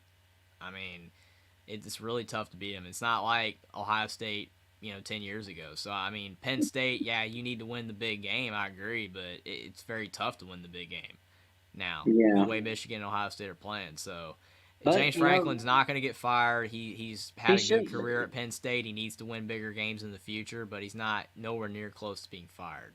I mean, they kind of should be grateful that they have like 10, 11 win seasons because they fired him. Basically what I'm saying. I guarantee they're you good. they wouldn't get 10 or 11 win seasons. That's what I'm saying. Hire back Bill O'Brien, and it works. Yeah. Enjoy what you have. Be thankful for what you have. Try to beat Ohio State or Michigan every year.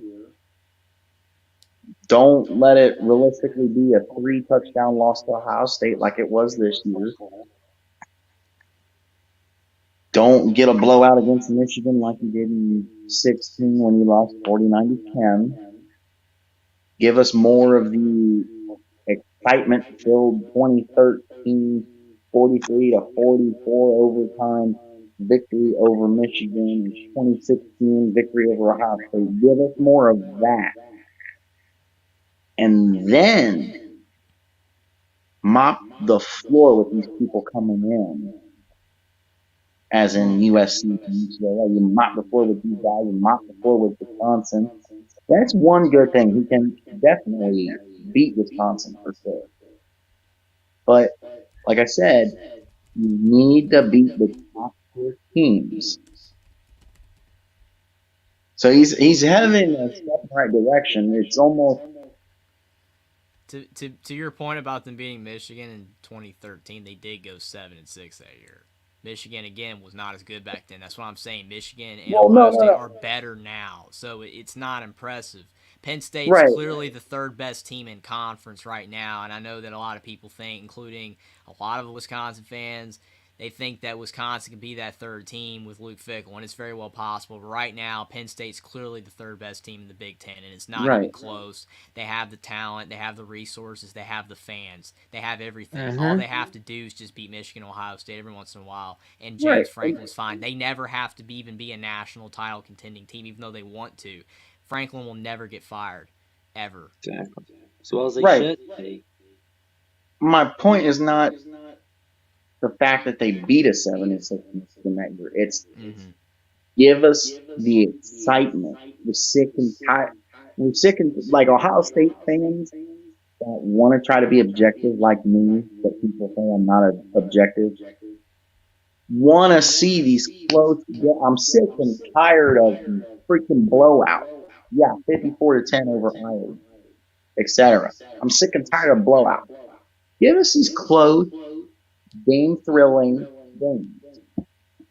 They had that against Purdue in week 1. I mean, I know that you're saying that against better competition, but the Purdue game was good, and they ended up on the right side of that. I mean, I agree with you. I mean, Penn State, you got to beat the big teams every now and then. I completely agree. I mean, Penn State, you would be insane to fire him, though, at this point. I mean, if he starts going 7-5, 6-6, completely understandable. But as long as he's going 10-2, you can't fire him. But you would like for Penn State to beat Michigan and Ohio State every now and then, or even on a consistent basis, because they're the only team that has the resources at this time to do it.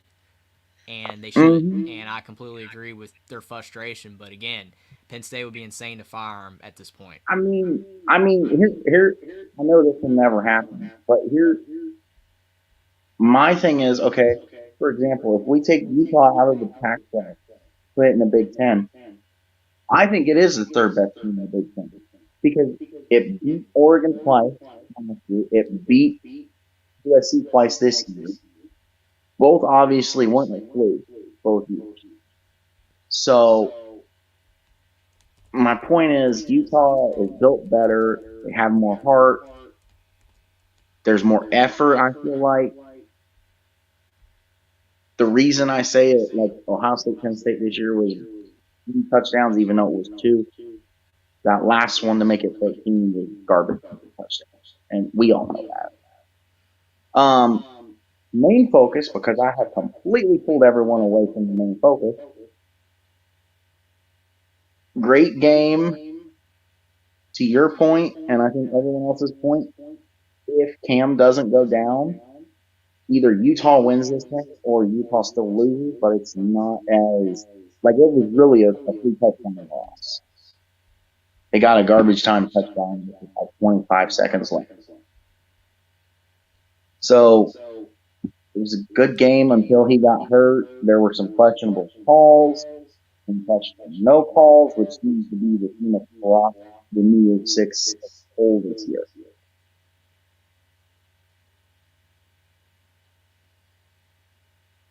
Oh, and your point, your little household problem is just a game.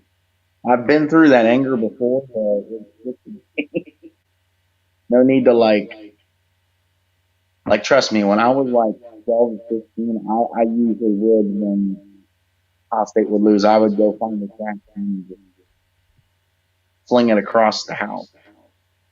But it's just a game. Or be the idiot, go around and punch holes in the wall over a loss. It's just a game. Nothing to be mad about. So the one thing I will say about James Franklin is he reminds me a lot of Jim Harbaugh. And Michigan fans can take this wrong all they want. You look at Jim Harbaugh past the last 2 years where he's been able to get over the hump and make it to the playoffs. That's exactly what Penn State reminds me of. A team that just can't get over the hump. They're not completely awful. They're not great, but they're consistent enough to not get him fired. And you can be like, oh, well, who do they bring in? I mean, if you really want to be honest with yourself, it's Penn State. They could go out and probably just about get anybody they wanted for that job. I mean, they're not awful. It's not like Penn State is 4-6 every year. They're 10-2. They're a national brand as much as people want to say Nebraska's a brand, and that they're a brand. Joe Pa made them a brand. So I mean, if they go out and they can go out and get, let's just say Fickle was out there, and they fired him right now and wanted Fickle, they could get him. Maybe not now that he's at Wisconsin, because that does change things. But they can get a coach of that type of accolades if they wanted to. I just think they see something in Franklin that, just like Michigan sees something in Jim Harbaugh before for the past 2 seasons. It was like, well, he's right there. He's right there. He just is right. He needs that little bit of getting over the hump, as you would say. And, he's done it. So, I mean, let's just not, in the next couple of years, all of a sudden James Franklin gets over that hump and everyone will be talking about him differently.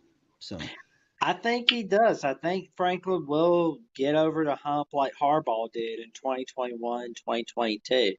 Now, could be next year, could be year after next, but I do think Franklin does get over that hump. Great discussion, guys. But we have bigger and better things to pursue now, because let's talk about Buckeye Mike's favorite topic, Michigan losing. So Buckeye Mike, tell everyone I'm what gonna- we're about ready to talk about, my good buddy. So I'm going to open this up, give like 2 quick thoughts, and then I'm going to send it around the loop, and then it's going to come back to me. And I'm going to give it a full breakdown. So first, I want to say that yes, technically Ohio State and Michigan fans cannot go at each other. But there is one thing that Michigan fans have to take from Ohio State fans. You guys were favored to win the game. You were expected to win. Ohio State was the underdog. We weren't expected to win the game. So therefore, your loss is worse than ours. So that is the one thing. Can't talk about, one being better than the other because we both lost. But that's one thing that y'all can suckers lost. This is going to be a fun off-season discussion, folks. Who had the bigger loss in the playoffs, Michigan, Ohio State? This is going to be fun. So, Jeffrey, ahead, Jeff. kick us off, my good buddy. Tell us what you thought. Oh, yeah, we're talking about Fiesta Bowl. TCU, Michigan. Yeah, I think I may have to take a siesta after we talk about the Fiesta. And Jeffrey, before you start, good buddy, I think you owe TCU fans some apologies. I think we all do. Well, I know I do.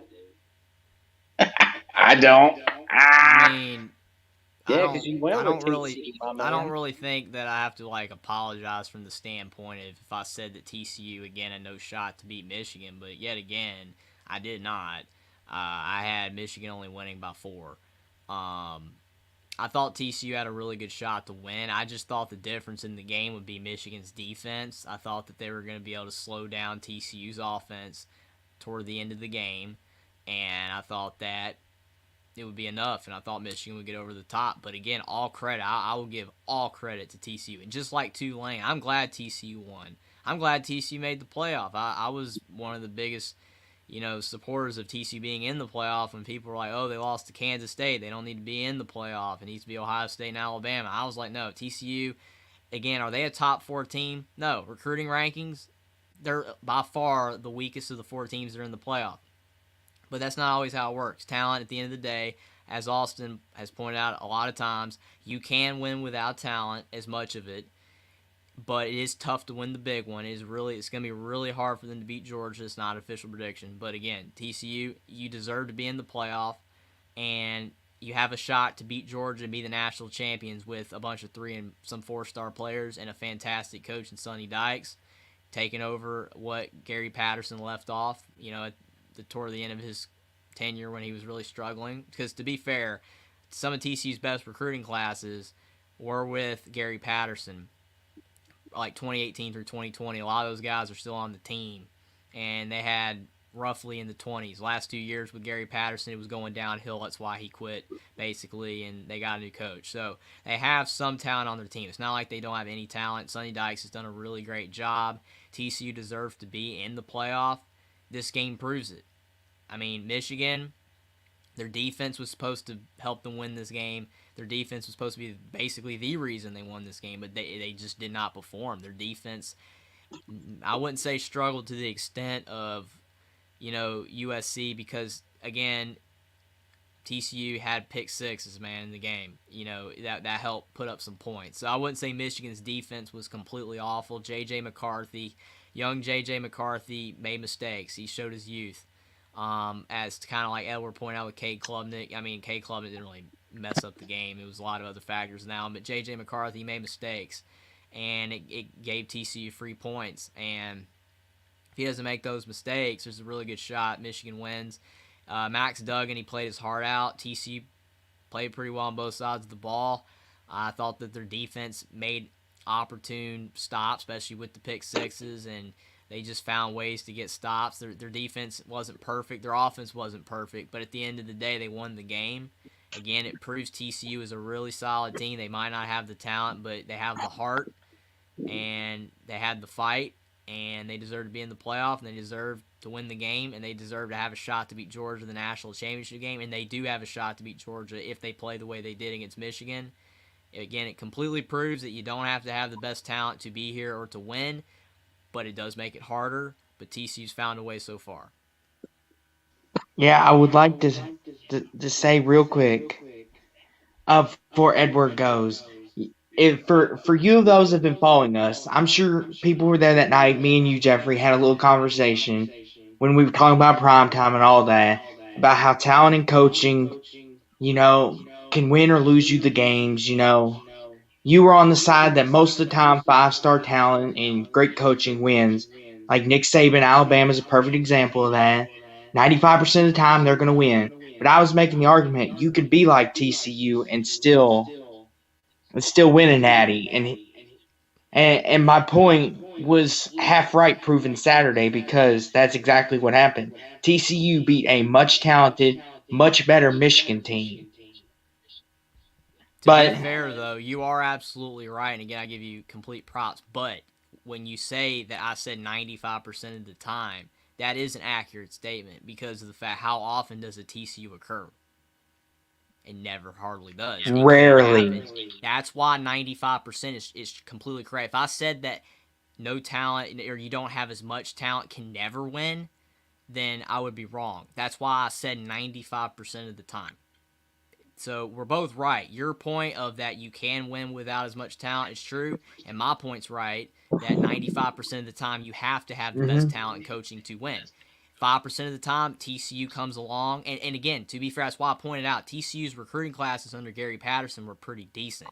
They were top 25, so it's not like their talent pool is dead. They have some talent. They don't have as much as the top 4 teams, but if it wasn't for Gary Patterson's recruiting classes from 2018 to 2020, they're probably not here either, because they wouldn't have had enough, because their last 2 classes were not good. They were 40s and 50s, but 2018 through 2020, they were top 25 or roughly around that area, around 25. So they had enough to get it done, and they had great coaching, and again, they had great heart, and that's why they're here. And again, they have a chance to beat Georgia. They played fantastic. And for Michigan, just real quick, I mean, to buck on Mike's point, for Ohio State fans, it's hilarious that Michigan beats Ohio State and then loses to TCU when they were favored. But again, I just feel that J.J. McCarthy, like, if he doesn't make those mistakes, they win that game. I mean, he made mistakes as a young quarterback that if he returns next year and doesn't make those same mistakes, if they make the playoff again, there's a much better shot that they could win the game that they play, because unfortunately his mistakes were too much to overcome. So I have a question for everyone on the panel. So there's been some controversy. There was a controversy in this game. The Roman Wilson touchdown taken off the board. What do y'all think? Touchdown or no? No, absolutely not. If you watch the replay on that, his butt touches down on that side of the goal line with the ball on that side of the goal line. If mean, he touched sure. down, if his butt was down and he was like this, that's a touchdown. But his butt touched and he was like this. He wasn't like this. That ain't a touchdown. I would like to bring up something else. At the end of that game, something interesting really happened that no one really talked about, and I could be completely wrong, but when Michigan had the ball and they were fumbling around and they started lateraling and everything before the quote unquote targeting that they again did not call, which again that one's not nowhere near as bad as the other one, so I'm glad they didn't necessarily, but there were pitches back, but then one of them by that lineman, he pitched it forward. Wasn't that an illegal forward pass? So that shouldn't even have counted anyway, right? I believe you're right on. So, and the commentators never pointed that out. Nobody pointed that out. No one in chat pointed out. Everybody was talking about, well, if Michigan had got that targeting, then they could have had a shot still. Literally, it was an illegal forward pass by the lineman. I saw it. I was like, illegal forward pass, game's over. And it just kept continuing. I was blown away. I could be completely wrong, but I was about 99.9% sure that was an illegal forward pass. Once you pitch it back, you can't pitch it forward like that, especially from a lineman. So, I don't know. I just wanted to see what your thoughts were on that, guys. Yeah.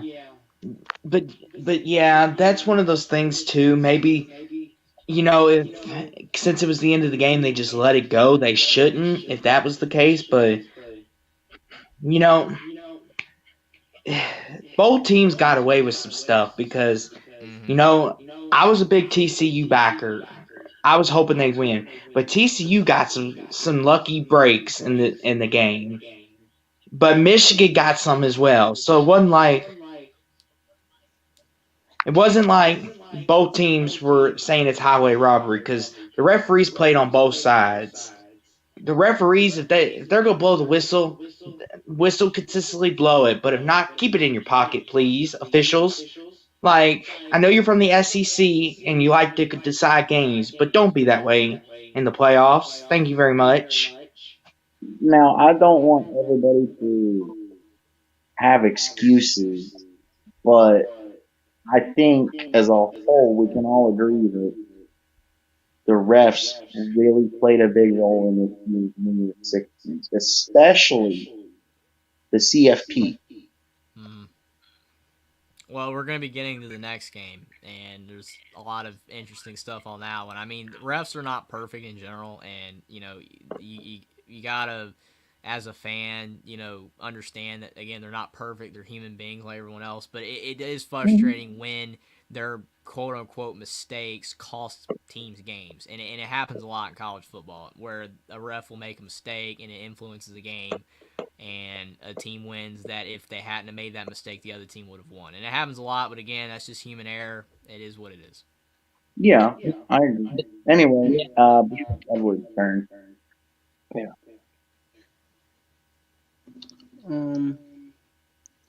See, I found that game was very interesting to me. I thought TCU was going to win. I told y'all guys multiple times after streams that I believed in TCU.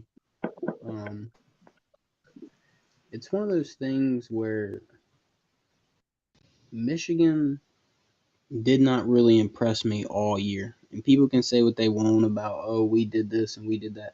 They just didn't impress me. I questioned JJ's ability to throw the ball all year. It's not something they put on tape. And they finally started to throw against Ohio State. And it wasn't like, how do I say this? It wasn't like he was dicing up Ohio State. It was literally like play action fakes. They bit too hard, dude broken coverage, things like that, and he was able to hit the throws. And I've asked Michigan fans this, and they've told me, no, he's got a great arm. He can do this. But yet again, when I watched the TCU game and those 2 pick sixes, those were just bad decisions. It was, I don't want to say inexperience, but it was like one of them was when you're throwing to the sideline, you always throw it to the sideline, like on an out route. You don't throw it to the inside shoulder. And he threw it to the inside shoulder, took it to the house pick six. The other one was, I want to say, almost similar to that. He just, I don't know what it is. I don't know. I don't want to say his arm strength because he threw that one ball against Ohio State for like 70 yards, but it's like his accuracy is just off. And I think that's why Michigan throws as much as they do, or runs as much as they do, because of, he's just not as accurate as he needs to be in the passing game. When you start doing short passing game, short yardage, quick game passing game, you got to be extremely accurate because those are the routes that usually get jumped and picked.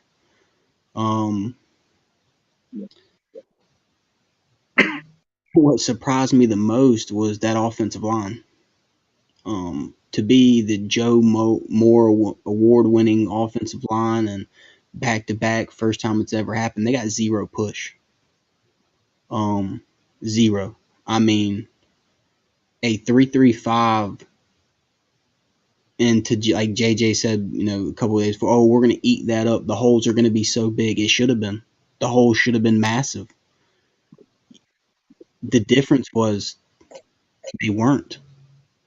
They made your running back run through small holes, and I mean, it's hard to do that. People want to say, it would have been different with Blake Corum. I don't think it would have been. Blake Corum's a good back, but I think he really succeeded off the fact that offensive line was able to get so much push throughout the year. I mean, if you look at every game, like watch every game in a nutshell, just like the offensive line compared to that TCU game, they got no push. They weren't pushing guys 3, 4, 5 yards back, creating gigantic holes. It was literally they were getting pushed back. And on the other side, I've heard all year about this, oh man, we got a top O line or we got a top D line, and they got no push. TCU was able to push around that defensive line for Michigan's almost all game at will. When they needed to push that offensive line around to get open running lanes or keep Duggan clean, they were able to. That's why I didn't believe that defense was better from last year, because you had two guys coming off the edge who were both first-round draft picks until one of them got hurt in that bowl game, the playoff game. I mean, they were just different makers on the edge. They didn't have that this year. I don't care what anybody said. They just didn't have that. Aiden Hutchinson was a difference maker for them. And so was David, whatever. I can't think of how you pronounce his last name. Ojabo and Dexton Hill. He was just, those were two different makers. I mean, legit different makers. Those were elite pass rushers that they didn't have this year. That secondary did not look good at all either. There were a couple plays where they were like, okay, we're here to play. And there was a couple plays with Quentin Johnson. That boy, that dude took just a terrible angle. I mean, he takes literally a 1 yard higher angle, and he probably makes that tackle. He took a terrible angle and just got torched. It really, really was the difference maker, was just the offensive and defensive lines for me. They probably would have won the game if their offensive line would have got push, or their defensive line would have got their push. They just didn't. That's the difference maker for me. To your point about like the line and the run game, I think you're right with the holes, and it wouldn't have made a difference whether it was BC2 or BE7, because Donovan Edwards' longest run was the one that he broke through the middle, because the hole was about the size of a person and a half. And he only broke it for like 40 yards. After that, I think it was smooth sailing as far as the run game for the TCU defense, as far as like not giving up major chunk yardage.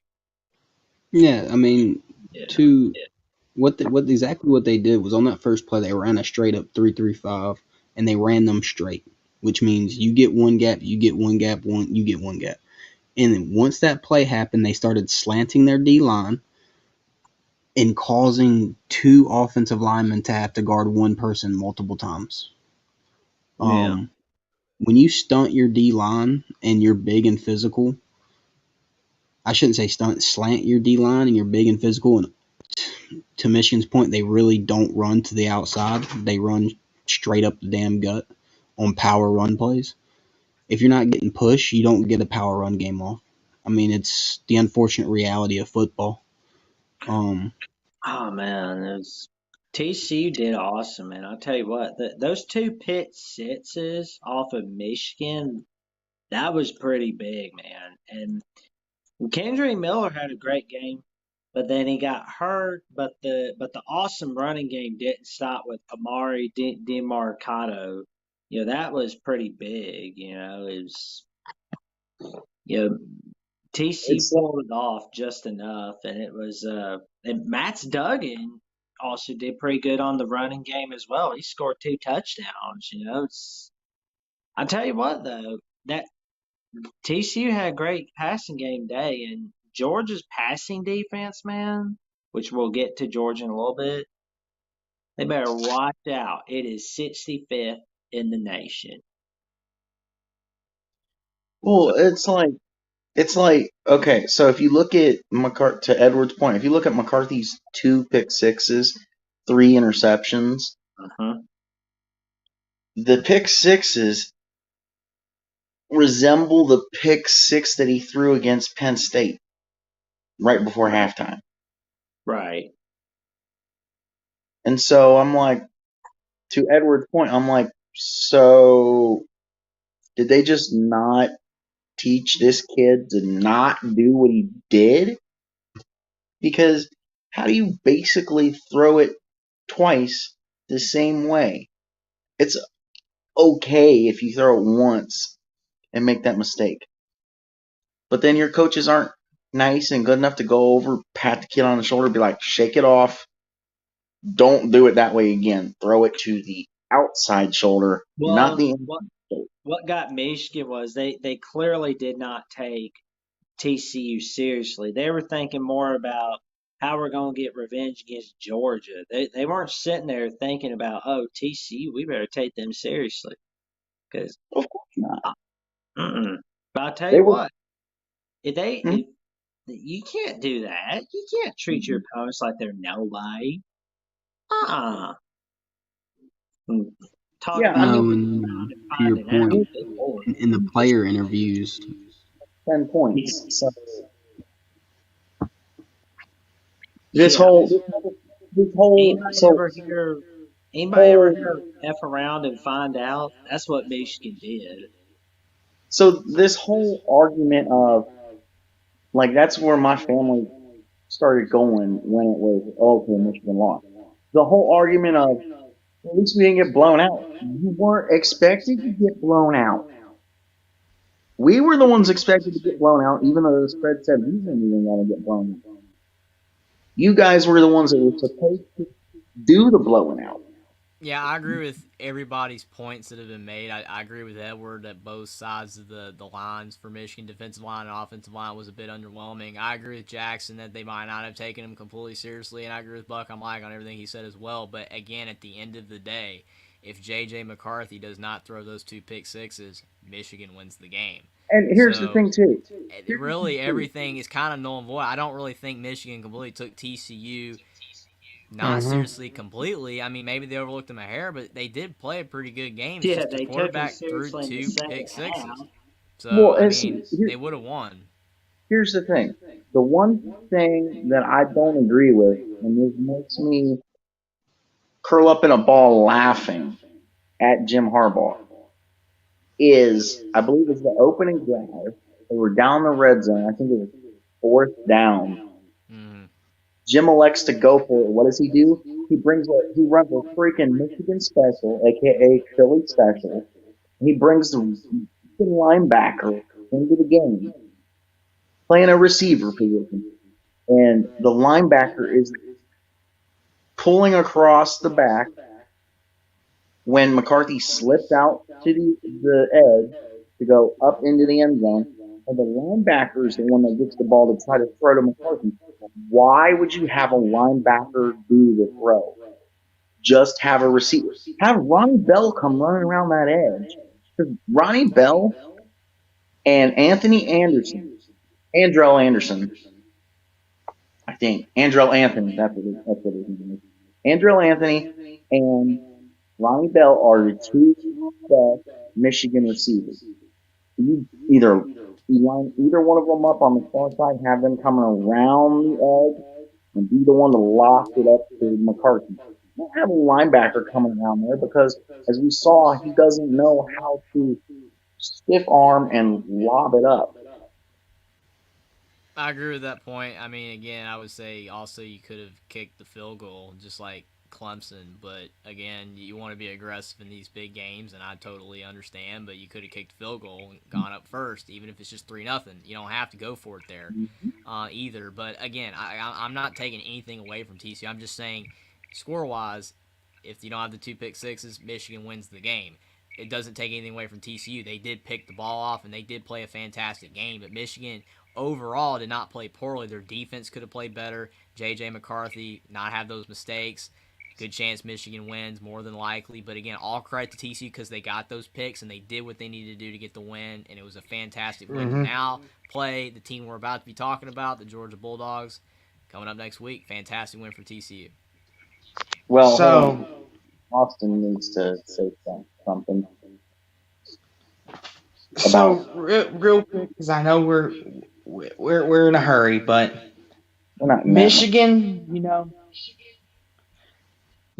I kind of agree, with Jackson. The Michigan status quo was like, we're gonna get back to Georgia. We want Georgia.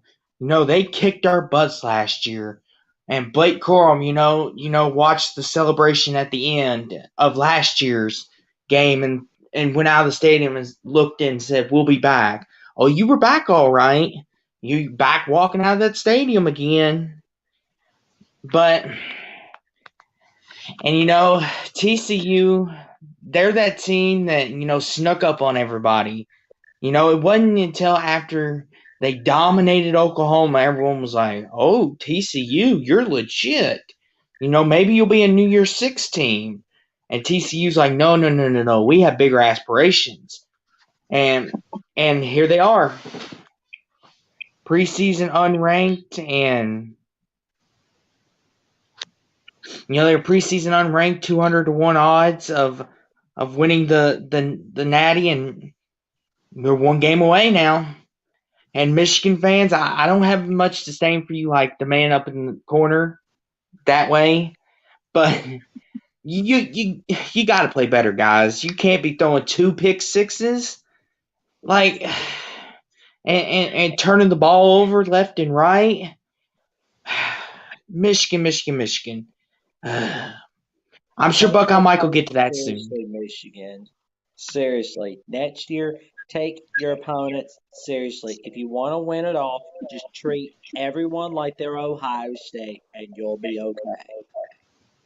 And the last thing I'll I say agree with on that, Jackson. If they play every game like they did against Ohio State this past year, then they But would have really had a good chance to win. the last thing I'll say on the Michigan game. One, I thought it was very disgraceful the way McCarthy tried to act like big and stood there on the sideline watching the TCU celebration. That's retarded. Get over yourself. Two, actually, I have 3 things. 2, McCarthy is the biggest piece of crap I have ever seen. The man is a sore freaking loser. Sore loser. The dude took like 2 questions in the post-game interview. I know he's not obligated. He took 2 freaking questions, got up and walked out. the rest of the guys that were in the room with them stayed until all the questions were asked. So props to those guys. McCarthy's the biggest sore freaking loser I have ever seen. Basically, he can dish it out, but he can't Made take 5-star junk. it. 3, Do you So want him on for basically, the JJ show then? McCarthy can dish it out, but he can't take it. That's Hey, yes. Buckeye Mike, do you want to bring JJ McCarthy on the show then? I mean, we can. Yeah. let's bring I mean, him hey, on. I'm not gonna go that Last far. thing, JJ Buckeye McCarthy, Mike. you just made a couple of bad throws, man. You get him next year, maybe. 3. Last He thing, made Buckeye Mike. 3. He Oh, made my- he made the comment, "We'll be back next year." Okay, to Jackson's point, you might be back next year. Take him seriously and knock him upside the head, whoever it is. Honestly, here's the thing too: if Jim Harbaugh goes, they ain't going back next year. So you better hope God he doesn't leave for the NFL. Now I That's agree the with big that, thing Buckeye around Mike. right now. They need Harbaugh to stay for sure. Last So, thing. with that said, Congratulations, TCU. we just love to harp on Graduation. Michigan. Congratulations, TCU. The magic carpet ride continues on, and we'll talk about that at a later time. Go And ahead, Buckeye Mike. If you win it all, TCU, it'll be the first time since 1938. Remember that. Way Since before there was even television. Second time since 1936. The big, best game in the playoffs in the New Year's Six. The biggest, best, greatest game of them all. The Chick-fil-A Peach Bowl. Hey Jackson, to be honest, the TV was created in 1927. I Just know. it wasn't accessible to everybody. Well, at nobody that could time. afford a television. I know. In Jackson's defense, we didn't even get color TV for like the 60s or 70s. So. Oh, I know. I'm just saying, no one could afford it, man. It's kind of like the with the internet and computers and everything. It takes people longer to access than when it's created. I just thought that was funny when he's like, before TVs. I'm like, technically there were TVs, Boy. just no one had them. All right, so we're gonna try to start with Jeffrey and go around the circle. It might fall apart again. Yeah, well, I guess if I'm starting out on this game, I mean, all I can say is that Ohio State, you didn't blow the game.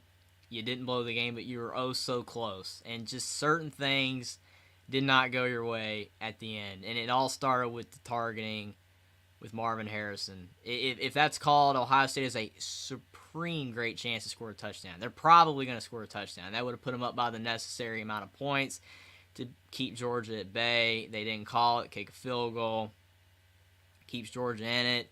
Then you got the timeout. According to Buckeye might have been 12 men on the field. So, if they saw it, it would have got called back anyway.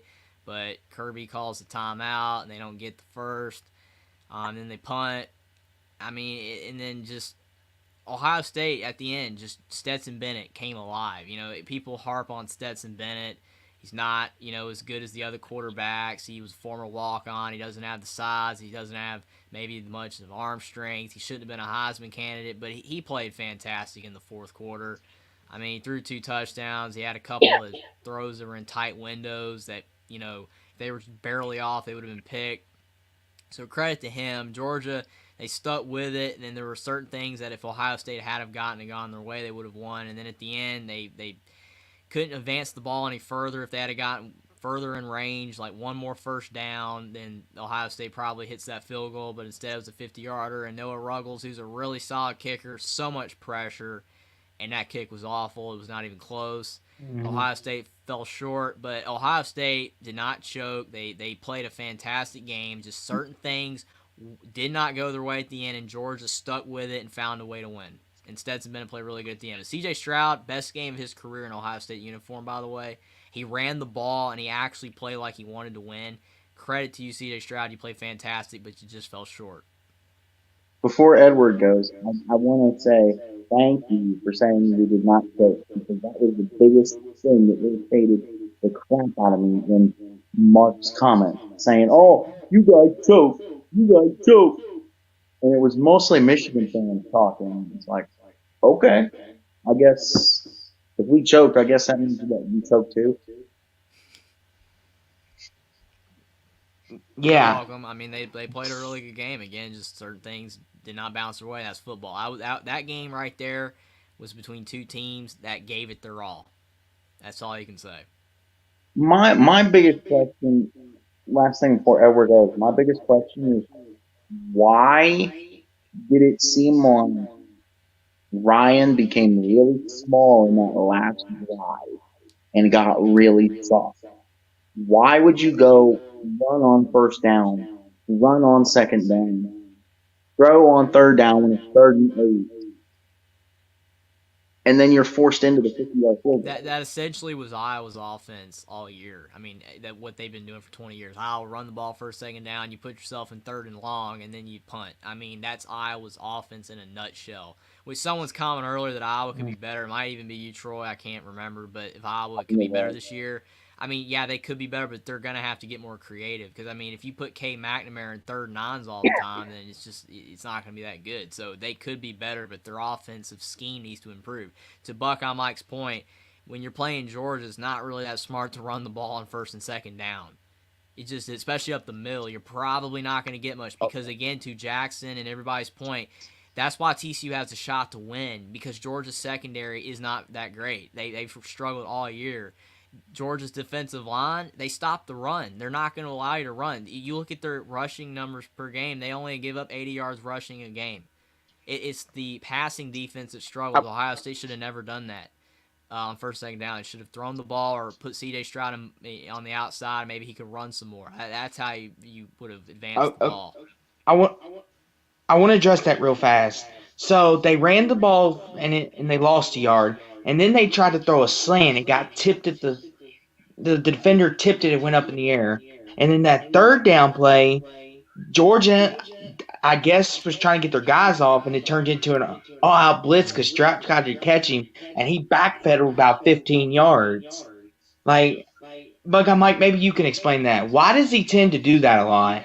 Like, instead of just, like, back up what your necessary need is and then chuck it out. Why do you got to do all that spinning and go completely?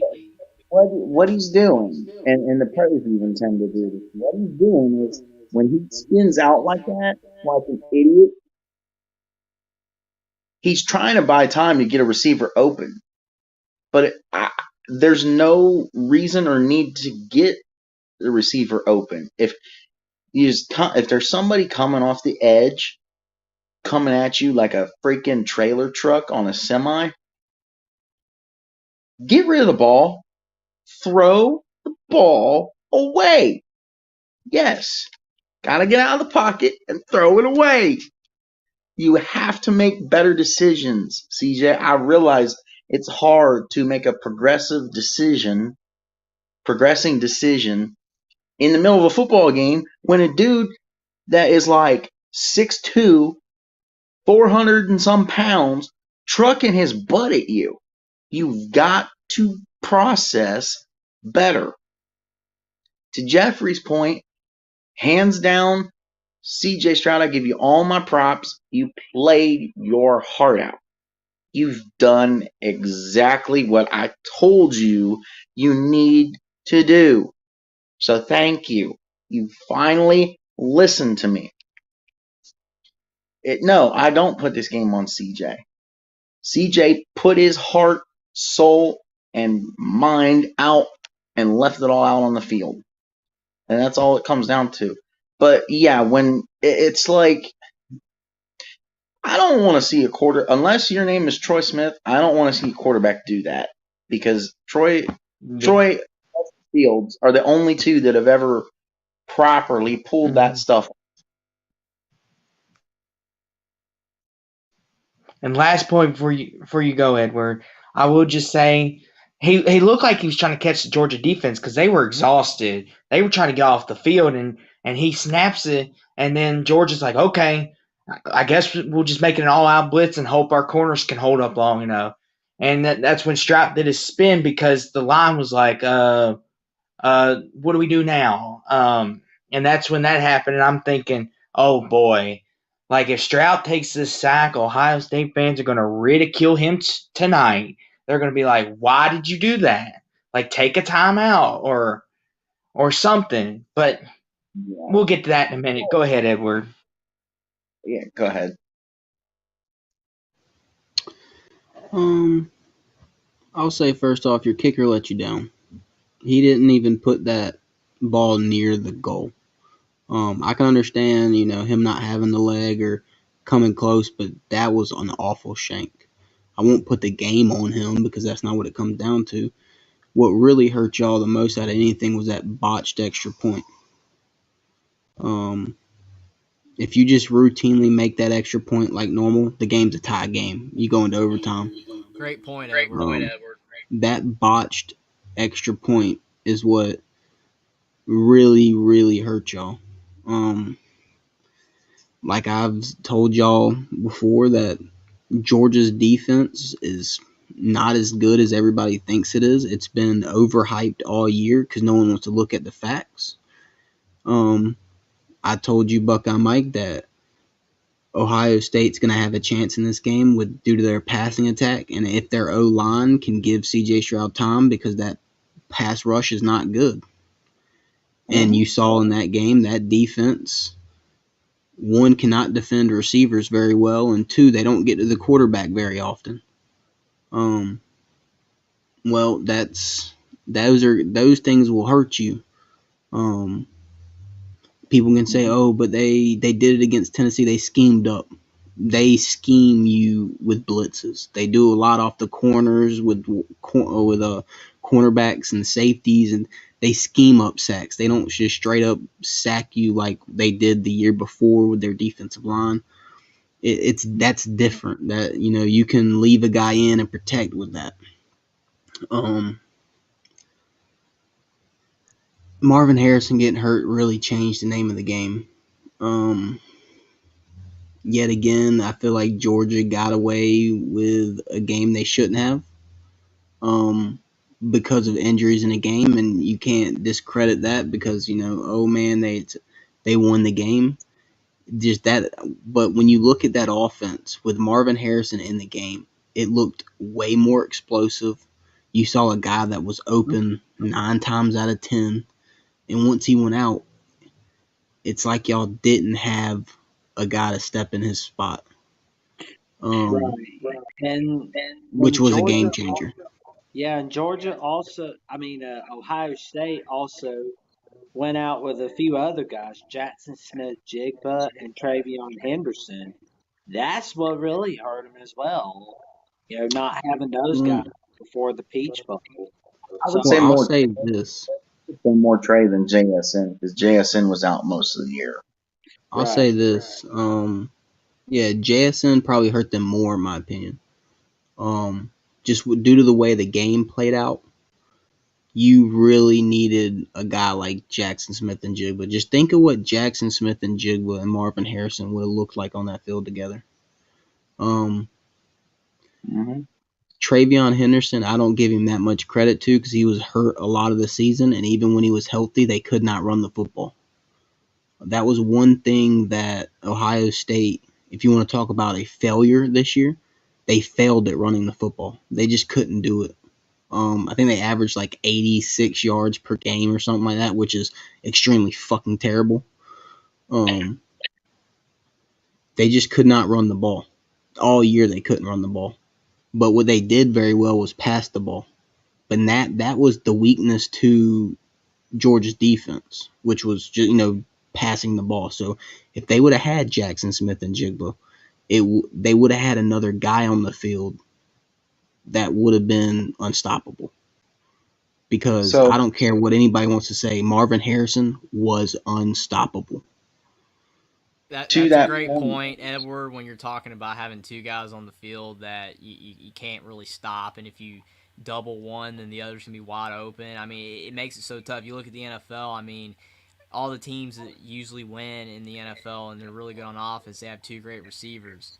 You had Cooper Kupp and Odell Beckham with the Rams, and you've got A.J. Brown and Devontae Smith with the Eagles, and you've got Waddle, and you've got Tyreek Hill with the Dolphins. I mean, even though they're falling apart this year, but you have to have two great receivers. And to your point, if Jackson Smith and Jigba is playing, along with Marvin Harrison Jr. not getting hurt, and he's playing, and that tight end Cade Stover, like it's just the whole entire team. They'd have been unstoppable almost on offense the way C.J. Stroud was playing, in the way that Georgia was not able to put enough pressure on to sack him most of the game. I completely agree with you. That changed the game. When he went out, Ohio State just did not have that weapon to separate on Georgia's fairly weak secondary for their standards, and at the end of the day, that partially caused why they lost. So I have a question for the panel. Because I came to the conclusion that going into halftime, someone, I don't know who it was, someone went into that Georgia locker room and said, Marvin Harrison Jr. is a problem. Take him out. They put a target on him, and that's what caused the hit. Someone said, take him out. Take him out. They're done. They're a broken back of a camel. I mean, I wouldn't want to say go that far. I mean, you never want to say that, but I mean, again, it changed the game, and even if they had to call the targeting again, it would have given them a great chance to score a touchdown. They probably still would have won. Again, Ohio State just everything went wrong toward the end of the game. Injuries and just certain plays that if it went the other way, the no timeout, the targeting, all that, they would have won. Again, Georgia, you won the game, and all credit to Stetson Bennett the way he played at the end. But Ohio State more than likely would have won this game if all those things hadn't have gone wrong. And to Stetson Bennett, I feel like he's getting a little more credit than he deserves in some cases. In this one, I will say this, and everybody's like, oh man, he led a team from 14 points down. Oh my goodness, he did it again. I guess. I mean, you look at that one touchdown he threw for 76 yards or whatever it was. Dude fell 20 yards in. I mean, that's a routine throw. That's not something, not a crazy throw or like a spectacular throw. That's a routine throw. The best throw he had was the one where there was like three defenders all around. It was on the last drive that they took the lead, and he threw it between three guys. That was the best throw he had, and that was a really good throw because if it's just barely off, it's picked. But to your point on that long 76-yard touchdown pass, I mean, if we had the arm strength, we could have thrown that one. It was wide open. Yeah, I mean, it wasn't. See, that's the thing. There's a lot of people crediting him for that comeback, and I'm thinking, I mean, yeah, you got to, I guess, but you got to, if you watch the game, it wasn't so much him. It was, Ohio State doing what they normally do on defense. I mean, no offense to anyone else, but I mean, they're not great on defense. And the one part they're not really great at is their secondary. It's not fantastic. But him slipping and falling on that play just made that a routine wide open touchdown. Yeah. As long as your defense is better than USC's currently is, though, then you're not doing too badly. I was going to say that. The thing is, I'm sick and tired already of hearing this crap of, we play it so and so, we wouldn't have fallen down and slipped. But you don't know that. Because no one's supposed to, right? Huh? To the point, no one's supposed to just fall and slip. That's not predictable. Right, I mean, that's just randomly happens. So just like picking a football game and you can't predict who's going to get hurt either. Like that, Right. if you knew the injuries, then you would have picked the other team. A lot of times. I'll tell you, I mean, even though it was saddening for Ohio State that they lost, but hey, that 18 to 3, little comeback from Georgia in the fourth quarter, man, that was impressive, man. It was wow. But Marvin Harrison Jr., that hit on him, that really changed the trajectory of the game for Ohio State. So, to his credit, yes, that hit caused the concussion, but to his credit, He wanted to come back into the game. If he comes back into the game, we which win is that freaking game. commendable. Yes. But he respected the OSU doctors, and that's why he did not come back. Because the doctors told him not to, and he wanted to respect the doctors. I'd like to see Ohio State Georgia rematch in 2023. That would be neat, but don't know that'll happen because it's way too early to predict that. But would you like to make a point about the 2022 Peach Bowl, the last game of 2022, Austin? I've got a couple of things, so get your popcorn ready, gentlemen. I've got a couple of things I got to say about this. Number one, Stetson Bennett is him, gentlemen. The way he took the team down the field after Ohio State kicked the field goal, and the way he hit those 3 passes right slick, it was like silky smooth, and it was like, and that beautiful pass to Adonis Mitchell, I think his name is. I think that's how you say it. That was a beautiful pass in the corner of the end zone because that OUS corner was on him like sugar on rice. He wasn't giving him no space, and for Stetson to put that thing where it needed to be was nothing short of great. But CJ Stroud, he played a heck of a game because Georgia hit him multiple times in that game. And it wasn't like a tap hit. It was a hit, like SEC Alabama style hit. And he got right back up and said, hold this dot. And he was just slinging around the field, and he was taking it to that defense. And yes, and to everybody's point, when Marvin Harrison got hurt, it kind of was like the momentum kind of shifted the other way, though. But that's still no excuse, though, because Ohio State still had a chance to score that touchdown on those 2 drives. So we can't be saying, making those excuses. We can't be doing that. It's not the way to go about it, because Ohio State still had their chances. Now, I will say this about it. The funny thing was, Georgia gets the touchdown, and I love how Stetson Bennett, his face said the whole story when Stroud took off for that big run. He looked up and was like, "You got to be kidding me! I left him too much time."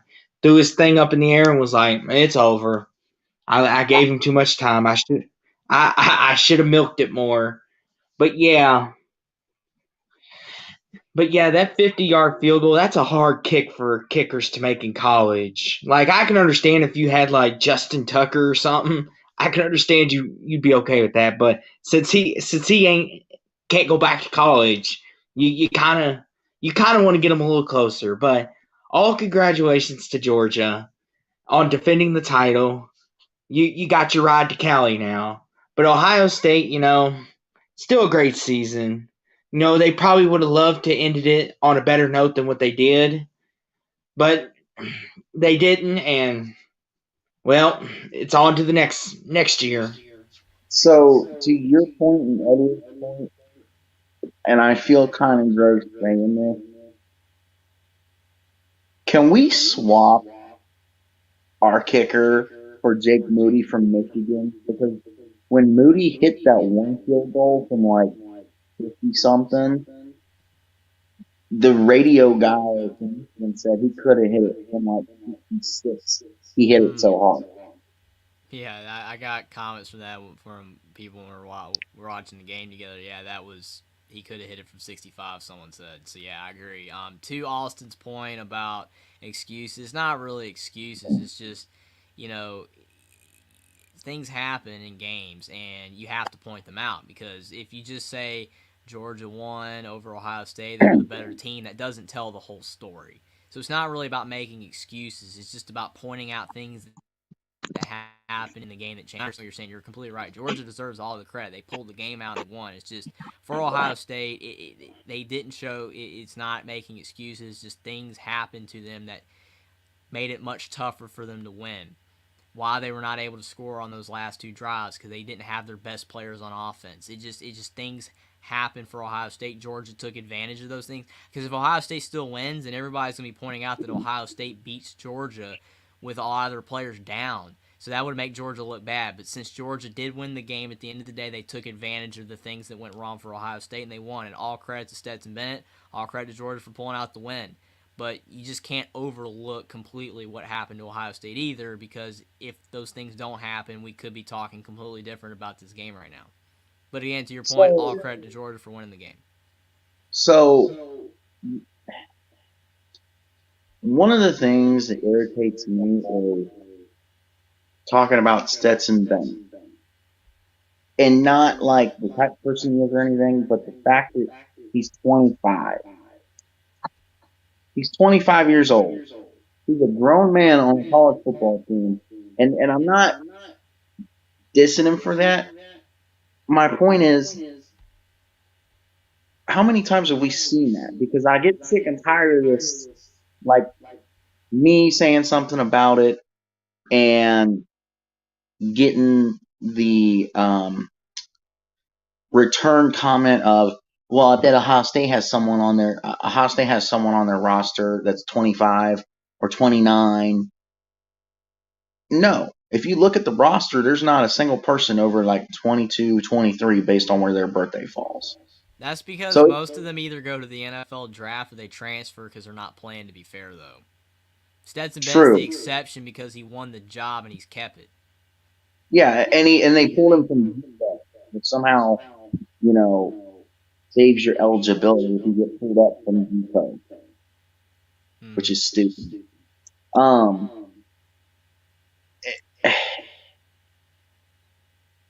Stetson Bennett. I don't believe this junk like Uncle Lou says. Oh, Stetson got a haircut. You ain't Stetson Bennett no more. That keeps you in trouble because it's the craziest Bennett. Stetson Bennett. Stupid. That's almost like the superstitious Stanford tree with Notre Dame, almost, man. I know.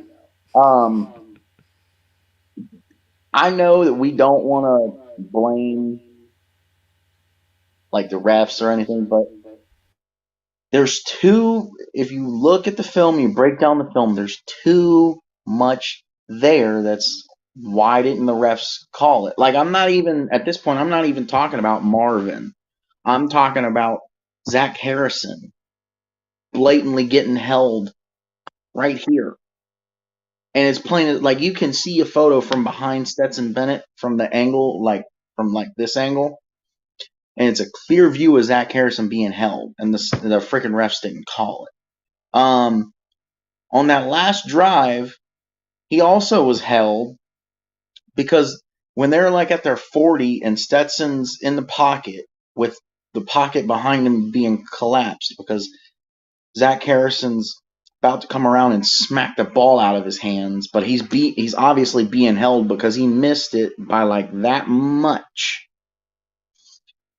If Zach gets to that ball, there's enough Ohio State players around Stetson to recover the ball. It's game over. That wins the ball game. Instead, Stetson has just enough space to get it past Zach and thrown like 40 yards down the field, and it leads to the eventual game-winning touchdown. It's like, overall, all the refs from all the conferences just suck. And they're trash. And I'm not trying to we lost because the refs blew too many calls. No. We lost essentially because we put the game on our kicker when we shouldn't have, to Edwards' point. I don't blame the kicker for losing the game.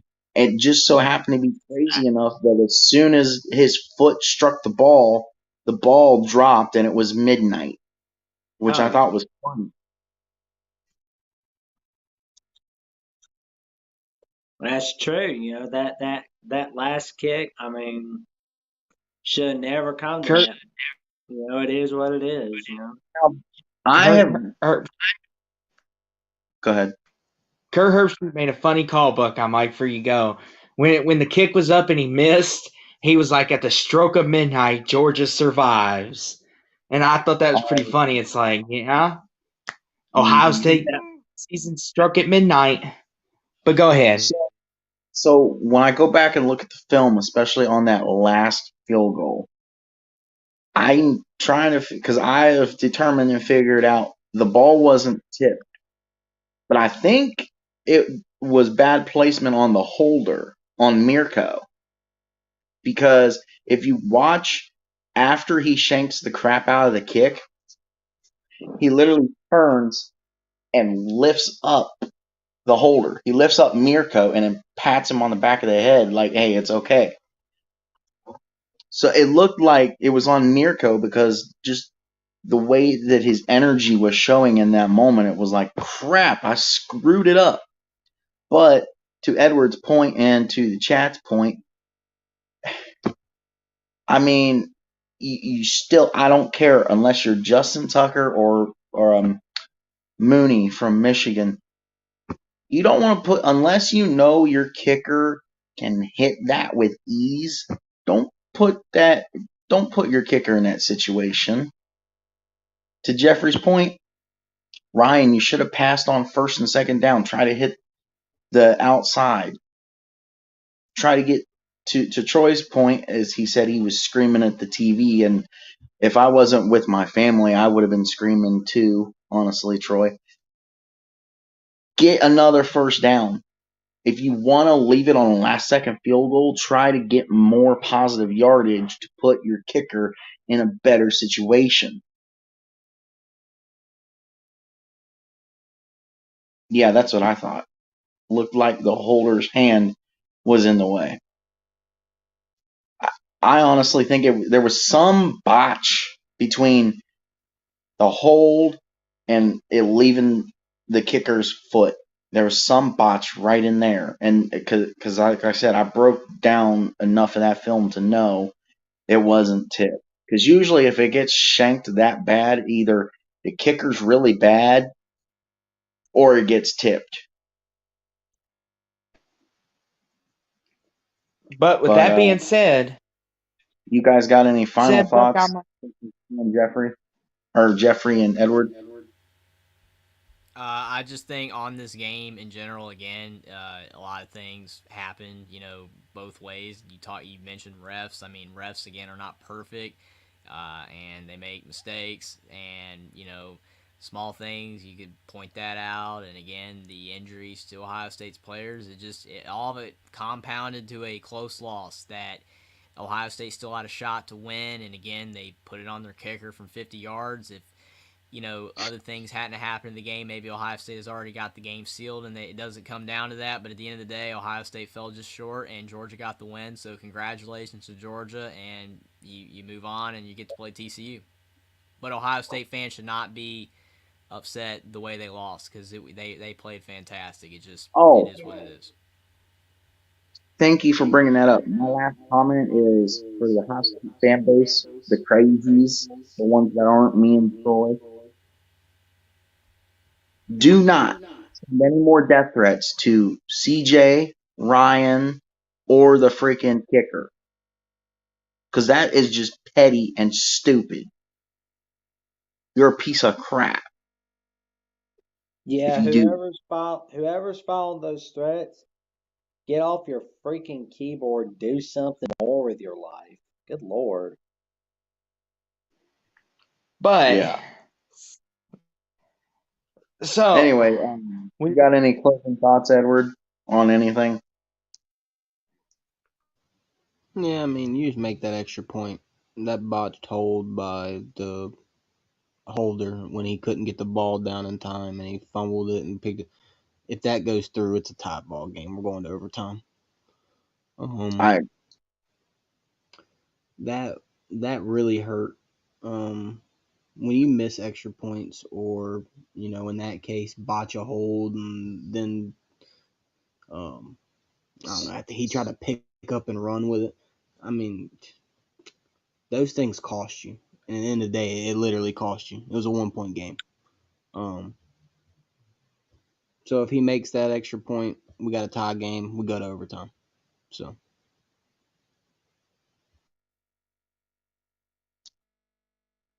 Well, I think that about closes it up, right, gentlemen?